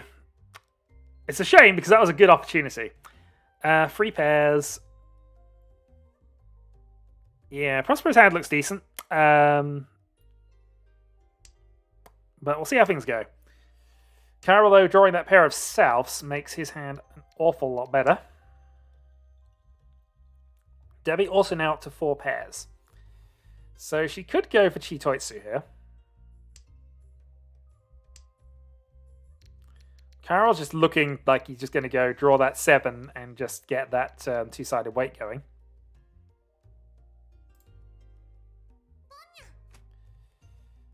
Debbie, meanwhile, is calling again, so looking for Toy Toy. All triplets. We would guess.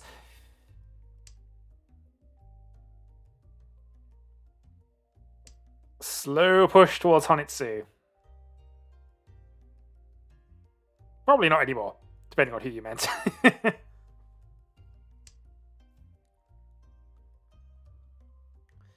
Meanwhile, Jesper's hand is looking pretty good. Puts himself Ishanten with that draw. And Chiral now has a better waiting pair, so better Ishanten for Chiral.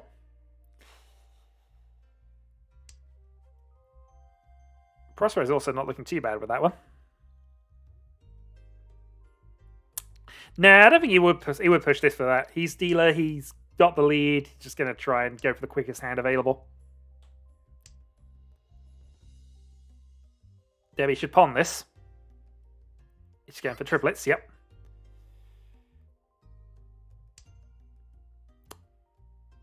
So, technically Ishanten. But also, Jesper has just taken Tenpai with this. But does he want to push into a Toy Toy Tanyo, whatever Debbie's doing? Which is the true answer for what it is. So this is a 369 weight from Jesper.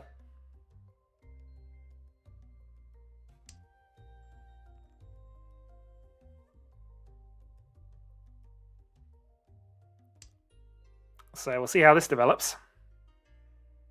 West is live, but it's not his win, so that should be fine.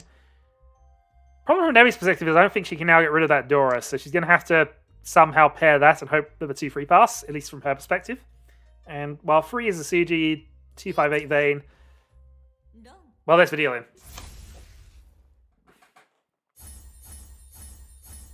So reach pin for 1 for Jesper.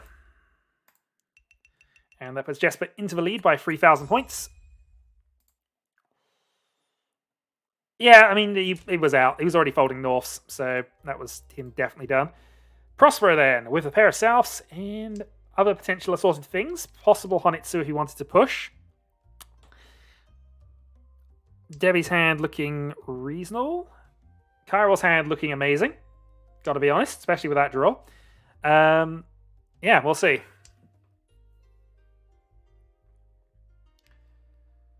So helpful tile for Debbie here. Gets rid of the 3.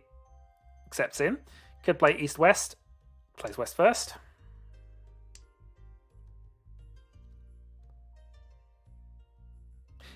Did look like it initially, but... yeah, because as dealer with the lead, you want to prioritize just getting a few more points on the board. Alright, Debbie's hit the triplet of dragons early. So she has Khan ability if the last one comes off. And also she can now call everything with no worries about the Yaku.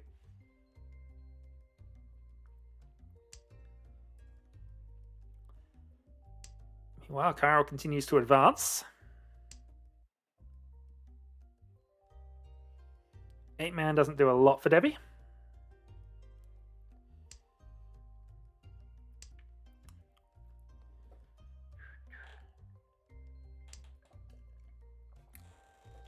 And Carol now, I think, hits Ishanten with that. Nope, 2 away. 2 away. Debbie should call this.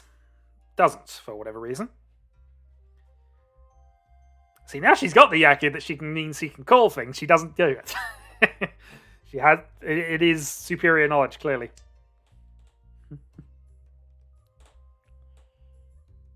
But you never know. It sometimes works. More often with Debbie than everybody else I've noticed. Alright, so multiple pairs for Prospero. He might be going for Chitoitsu. We'll see. Probably not the optimal Chitoitsu if he's dropping a load of 1s, actually, but, you know. Her goals will be under understanding. This is true. This is very true.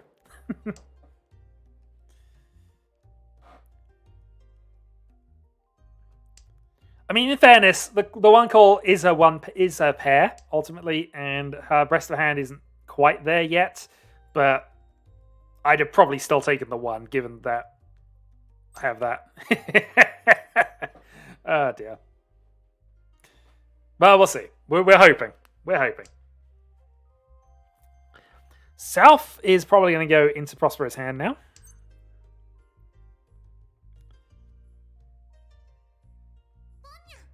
Which Prospero does take. So, what's another weather? So, potentially Toitoi potentially just goes for the quick win from here. Obviously wants to try and incorporate the Dora in wherever he can. Debbie now has 5 dragons, so as I have to say, it's now a Daisangan attempt.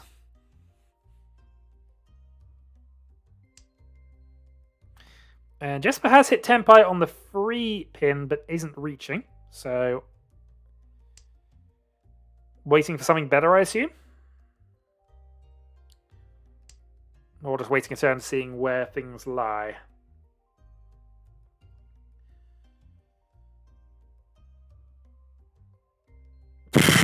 I was joking, but actually, yeah, now it's a Daisangan attempt. Cut the 9-8, yep. Wow, this could turn. Prospero Ishanten. 4's a good draw. I think at this point yeah, so we oh, there's the sumo. So I did get the sumo for just that. Yeah, no, we saw that coming ridiculous. It was unlikely even then, because I think you would have had to have cut the white to would progress it from that point. Just take the Tenpai on potentially double dragon.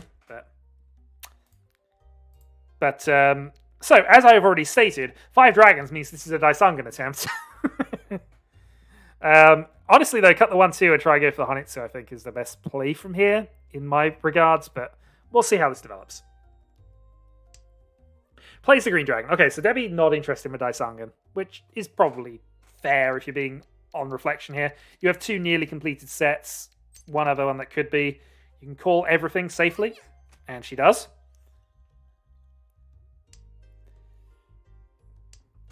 Needs a pair, but that's the only thing she needs for this hand at this point.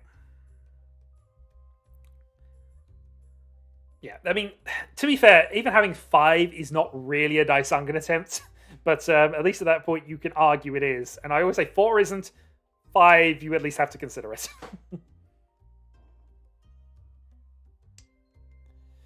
Yeah, but that happens so very rarely. It's amazing how rarely. I have never got a Daisangan at any point in my Mahjong playing career.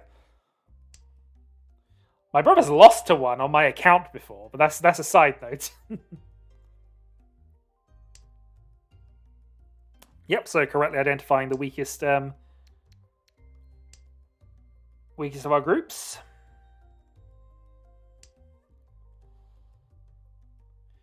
Well, when somebody has 2 completed sets, as I always say, and I've always been correct up to this point, they do not have the 3rd one. They do not have the 3rd one. Even though they got 2 open calls of dragons, they do not have the 3rd one. You play that 3rd one straight away. And so far, I've been always correct, but eventually I'll be wrong, and then it'll be a fun day. So here I'll probably be cutting the 4-5.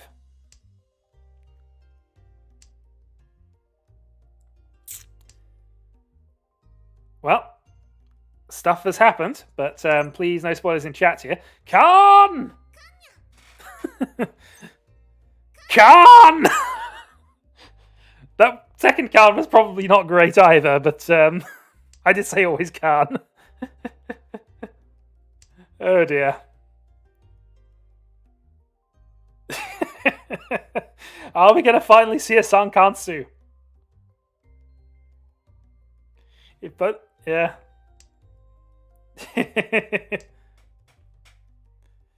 Oh boy, that was fun. No, I fully agree and appreciate that move. It wasn't the best move, but I fully appreciate the move. How many Dora has that given other people? Actually, I haven't even really scanned, but I imagine you were. I'd be as well. This is terrifying.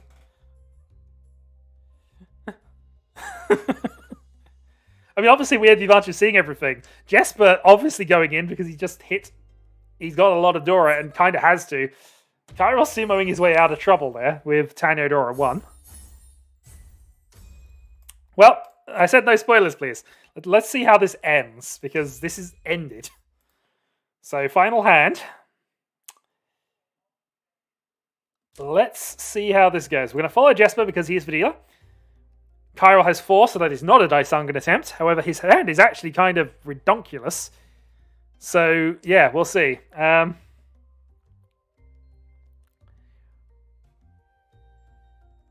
let's see. Prospero with a good draw. I mean, Debbie's hand is not brilliant, but it's okay. It's not great. Cairo's hand is phenomenal, gotta be honest. So, nonsense is about to happen here. But that's where it seems to be happening at this point, I've got to be honest.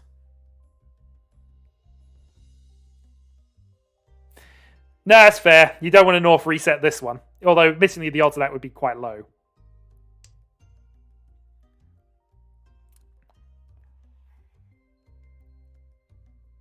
I mean, Cairo has got the near Yakuman setup at the moment.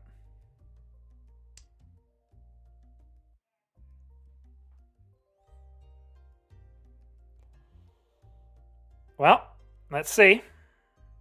Where are the 1 pins? 1 pin currently in Prospero's hand. There's a 4-man in Jesper's. There are still green dragons out that he could draw. So let's see.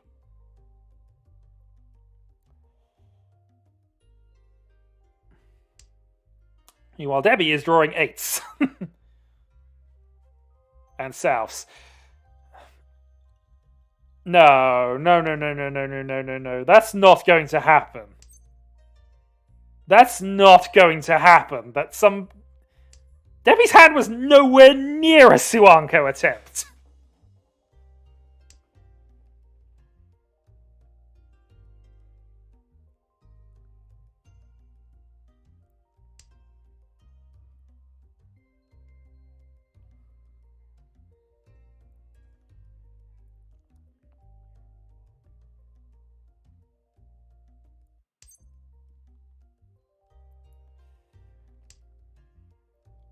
I mean, Prosperous are looking at it. All right, there we go. So that's the Riichi and Suanko, potentially. 3 that he can draw. So Debbie drawing a 2 here. That plays to 3. This is looking interesting here. Oh, there we go. We have another Suanko.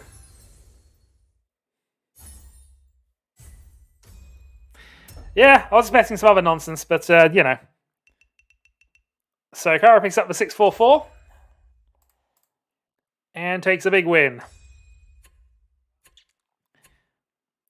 Indeed. This is why we don't like spoilers, by the way. Because we like the idea that it was somehow Debbie coming back into it. Which, in fairness, it was getting rather closer than I thought it was. Hey, that happens, though.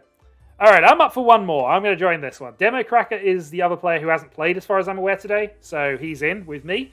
And we'll roll off for any remaining other positions that people want. And Kyril didn't want to play today. I don't know. I don't know.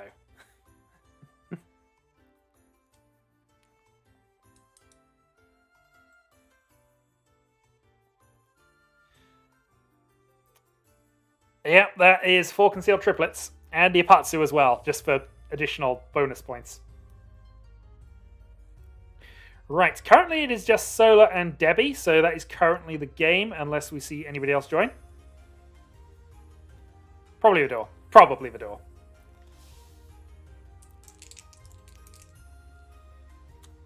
But hey, for Kyril, finally somebody on one of these streams has got a Yakima that wasn't me.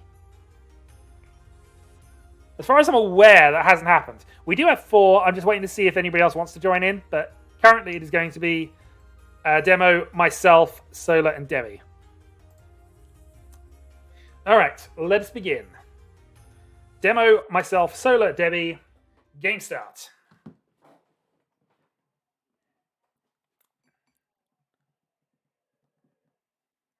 This will probably be my last one for night, but we'll see how things are and how quick this game is. Yep, no worries, Jesper. Thanks for joining us. It was fun. We have a reasonable start. A pair of our wind, another couple of pairs around. We have options with this. So, Debbie beginning.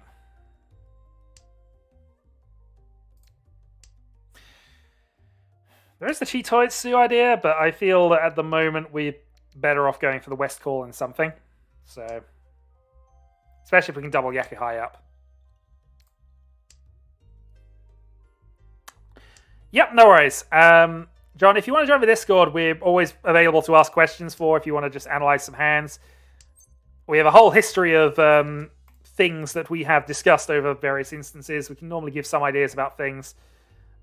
Yeah, just feel free to ask questions. We are all more than happy to try and explain our philosophies on things and have conflicting ideas, of course, for the most part.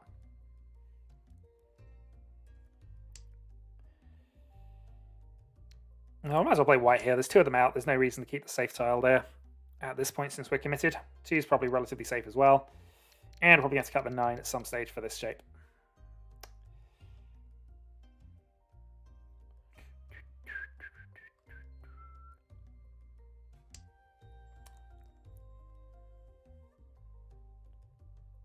Let's see then. Yep, good draw. So that gives us a few more options here. Gives us a few more things that we can call. 4-7 Vane. Tempting, but it doesn't actually advance us any. It just reveals more of our hand. I'd rather keep those 2.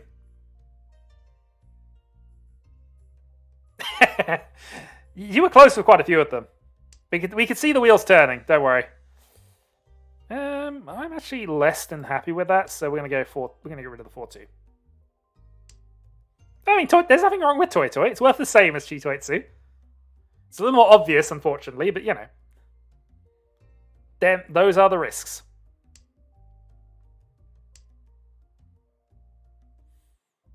Two south. So we've got south as our safe final discard if we need it.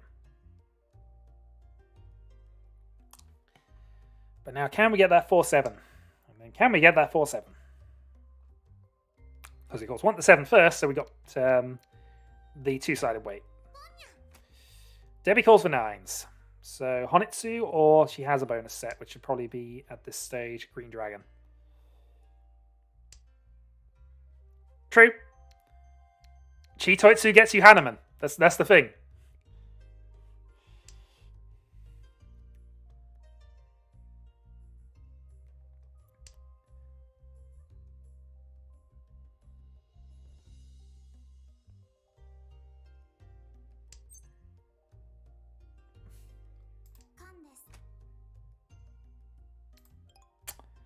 Not much help. We did get a Dora, though.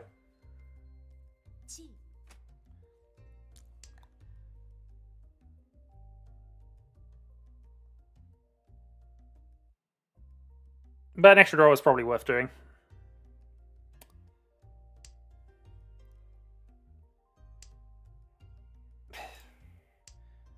Gonna have to start being aware of Solar at this point, because with that call, he's only played the one Manzu.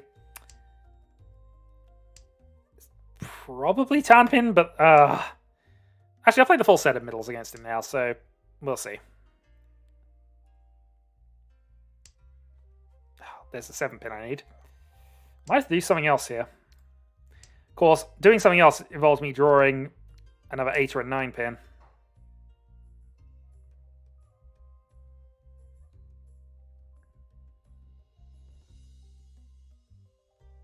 There's only 1 7 left as well, which is the slight annoyance with this.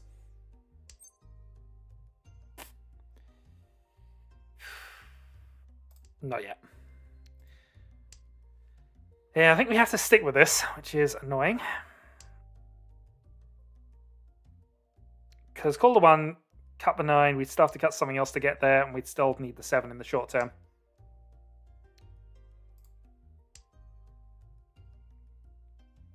It strictly doesn't add anything, because we'd still be waiting on the 7 either way, but it also doesn't take anything away. We can potentially draw a 2 and start shuffling down, I guess.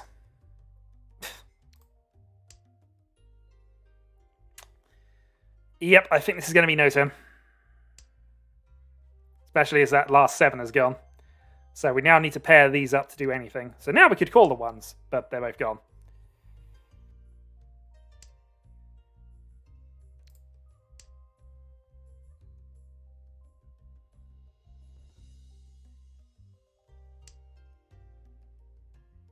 So we're hoping to draw a 2 here, which there is still 1 left. 2 left. Nope, 1 left. Well, we actually hit Tenpai, but there's none of them left. Hooray! A Tenpai I can't win with. Perfect. And I still have the ability to Khan.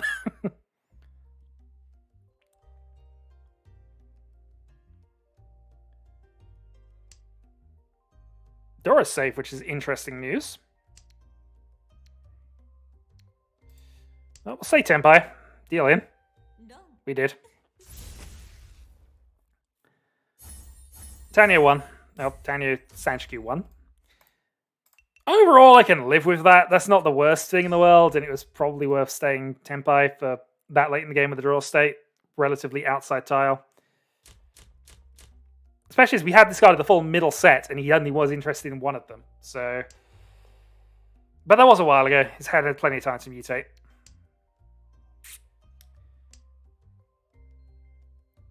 Just all the 7s dried up immediately.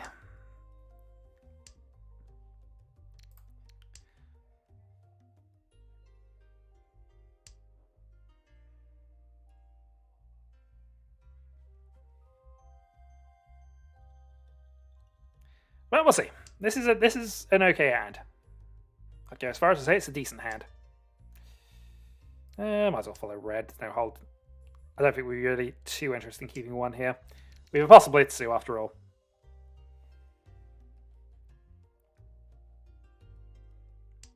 It's just not a very probable Itsu.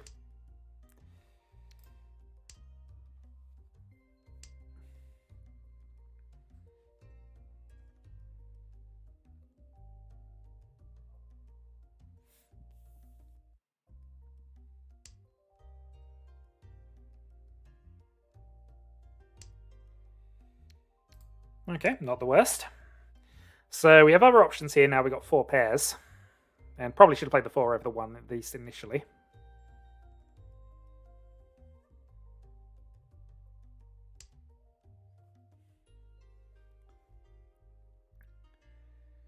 But Tourament ID is interesting.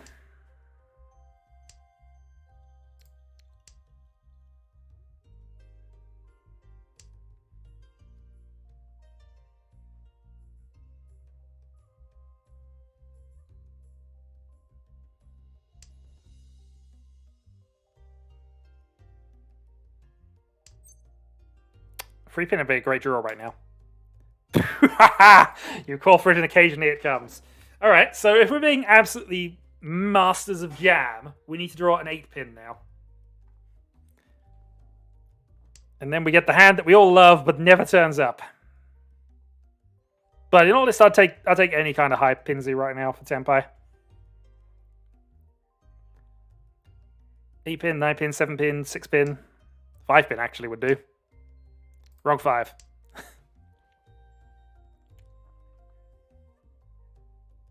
Should have played the White Dragon instead anyway. I know 5's the middle tile, but the 6 passed with no information. Should have risked the white. We'll have to do it next turn.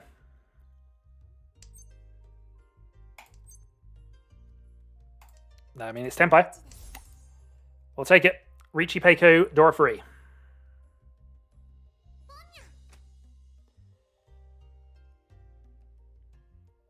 Well, Debbie calls for white and gives us 1-0. It should be obviously we're on a Pinzu style weight here, but...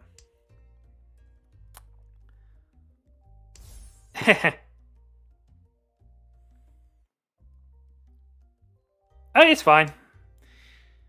I wanted the other side of this vein for obvious reasons, but you know, you can't argue with Tenpai at this position with Dora free.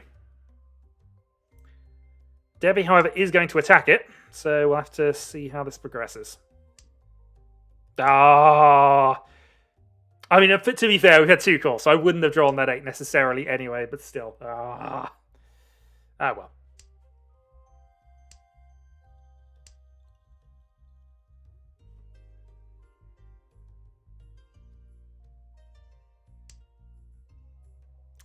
Sailor is folding against us, which is fine.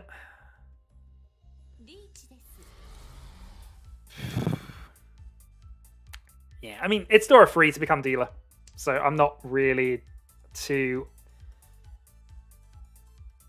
into the idea of not going for this one. It looks a little worse now the second reach has happened, but I can't do anything about that.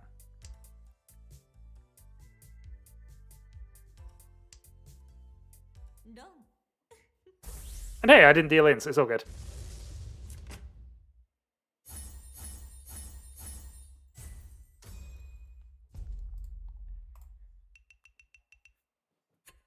Yeah, I could have kept Peiko enough and not reached, but yeah.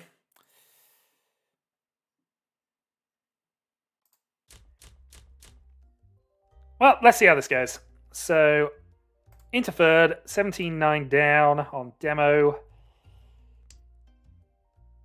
But we got probably the best opening draw we could have got.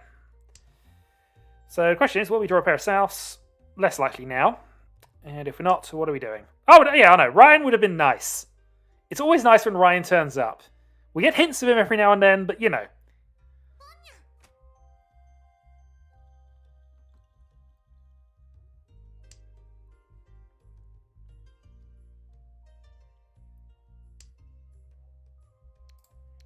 Well, we'll keep on with that for the moment.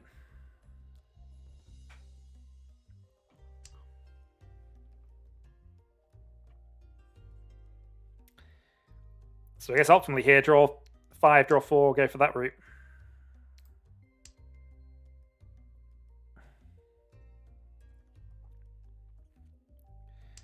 I suppose we could also draw 5, draw 6, and go that way round. Potential sand skew. However, that's not a bad draw either. So potentially now get rid of the 1s and just go for a Tanyo, or if we happen to draw a triplet in the meantime, we can just reach and go for the pairweight. slightly worse now that that's happened, but you know.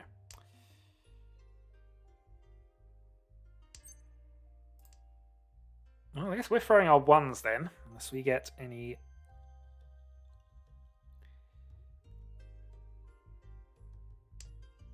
Possibly. I probably wouldn't have been honey. No, it wouldn't have been. It wouldn't have been that. I would not have gone that far with it. He doesn't want south.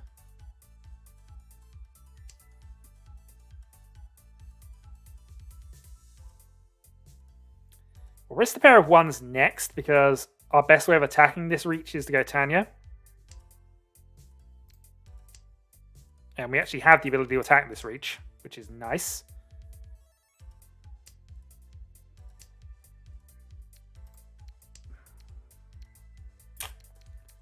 White's a question mark. But it should be fine.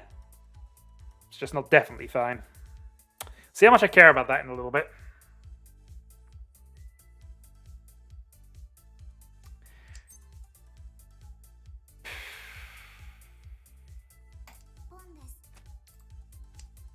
For a 10. Not the best, but we'll go with it anyway.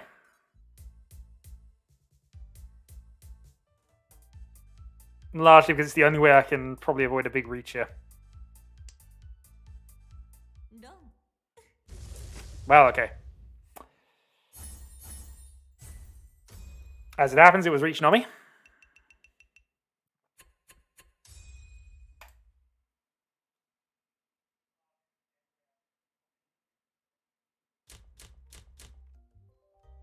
So, what do we have this time? We have... okay. Actually, that's not too bad now. So, obviously, want to pair one of these three things very quickly, but even assuming we don't, this should be okay. Let's go east first, because it's a double to him. And if he does call it, we get another turn.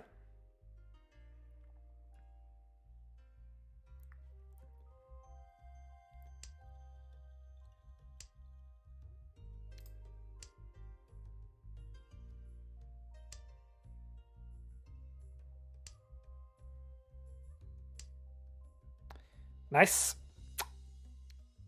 Yeah, going to cut the dragon early here. I think we are probably going to try and cut this 9-7 unless we happen to incidentally draw the 8. In which case we'll just have the tempo.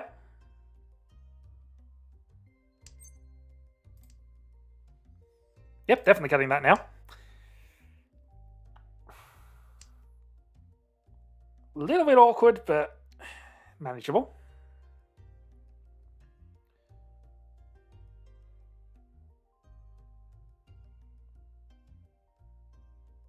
And I'm going to take a close reach on the 2 here if it comes to it.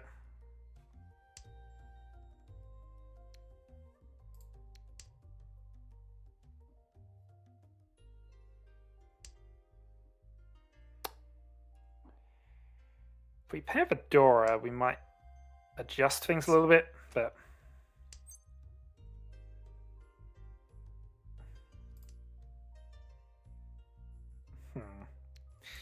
No, not going to do that.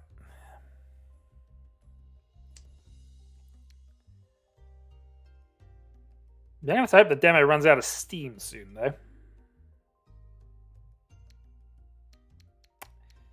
Alright, come on, 2-man. Give me a 2-man. That's a 5.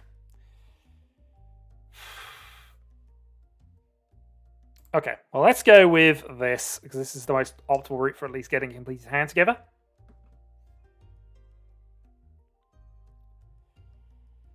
He also adds Tanya, meaning we can call what demo plays now, if he plays a 4.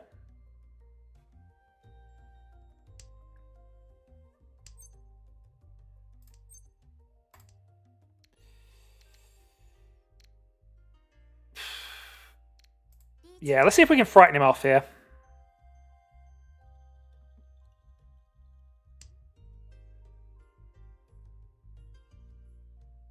It's unfortunate with the first hand, but there's enough of them left that... well, it was worth the attempt. We'll still go for it.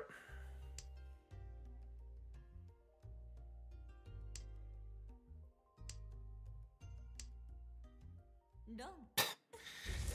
Ah, well. It was still worth us going for it. We knew his hand was reasonably cheap, although I was expecting him to have some Dora. Actually, no, it wasn't. One.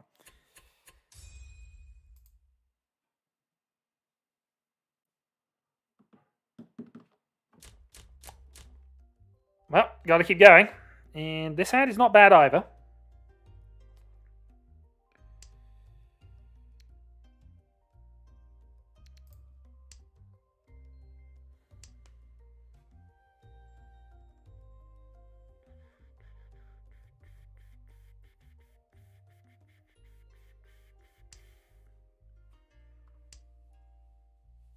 Okay. Barrier 6s go away.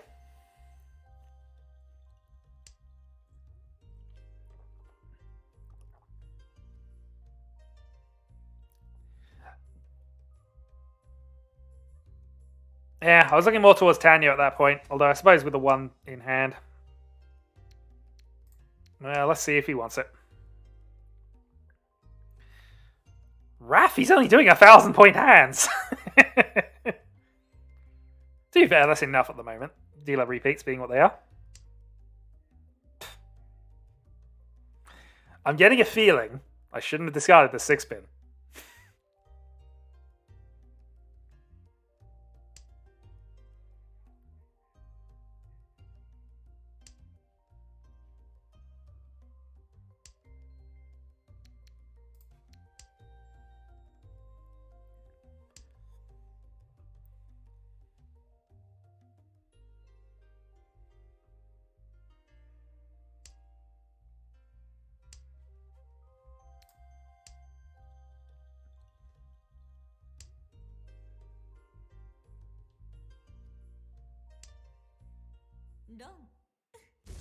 Admittedly, I was trying to hold on to it, but hey.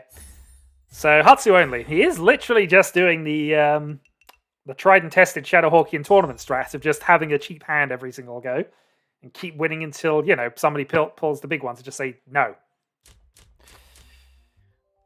Alright, we have 2 Dora, including a Dora Dragon now. And I think whatever we do, we've got to keep that Dora Dragon floating around. Going to keep the Yakuhai for the moment. Hope we can develop with that.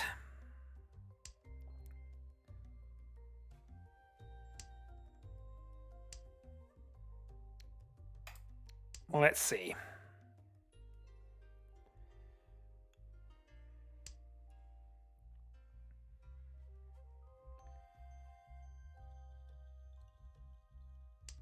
Even though it's going to cost me some speed, I think we have to keep this green. Let's play East because it's more beneficial to other people.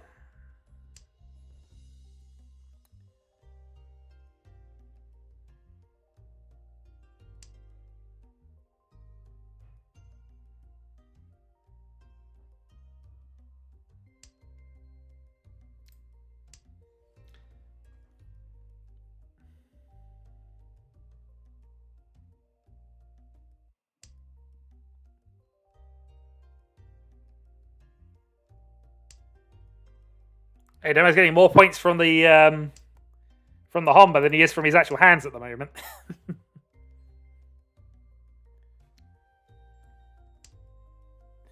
Alright, Huts have been played, so we can afford to play ours unless we randomly draw one pretty much now. Oh, that'd been a good time for it to happen, but hey, well. Hand's not bad, even all else considered at this stage. We can play South, North should be fine. Just where we can develop here. Drawing a 5 is probably the most critical thing we can do right now.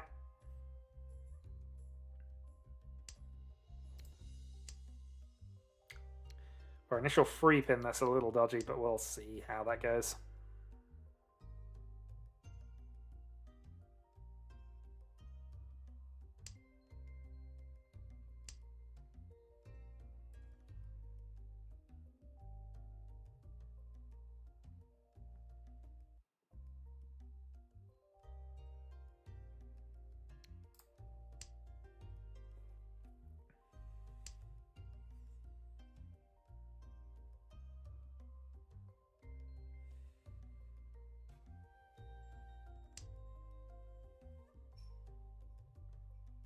Riichi desu.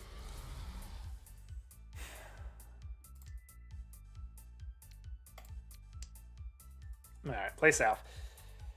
We can make the free-so pass against him, which means we are basically Shanten if... we are Shanten with a safe discard.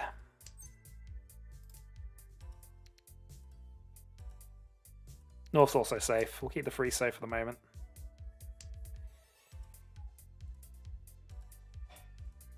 Not much I can really do around that, though.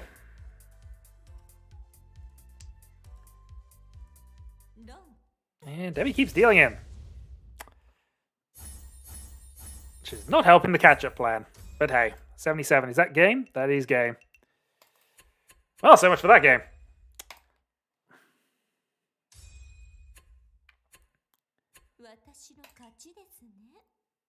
Well, as I said, that was going to be the last one, and it is. Thanks for joining us. We will do this again next week, I am sure. I will catch you all then. Feel free to chat in the Discord if you want to discuss anything from the games or various events, or just tell me I was wrong about such and such, because I probably was. Well, I mean, to be fair, you didn't do anything, so that was clearly enough. I dealt in once, and yeah, that's why you won. Anyway, catch you later.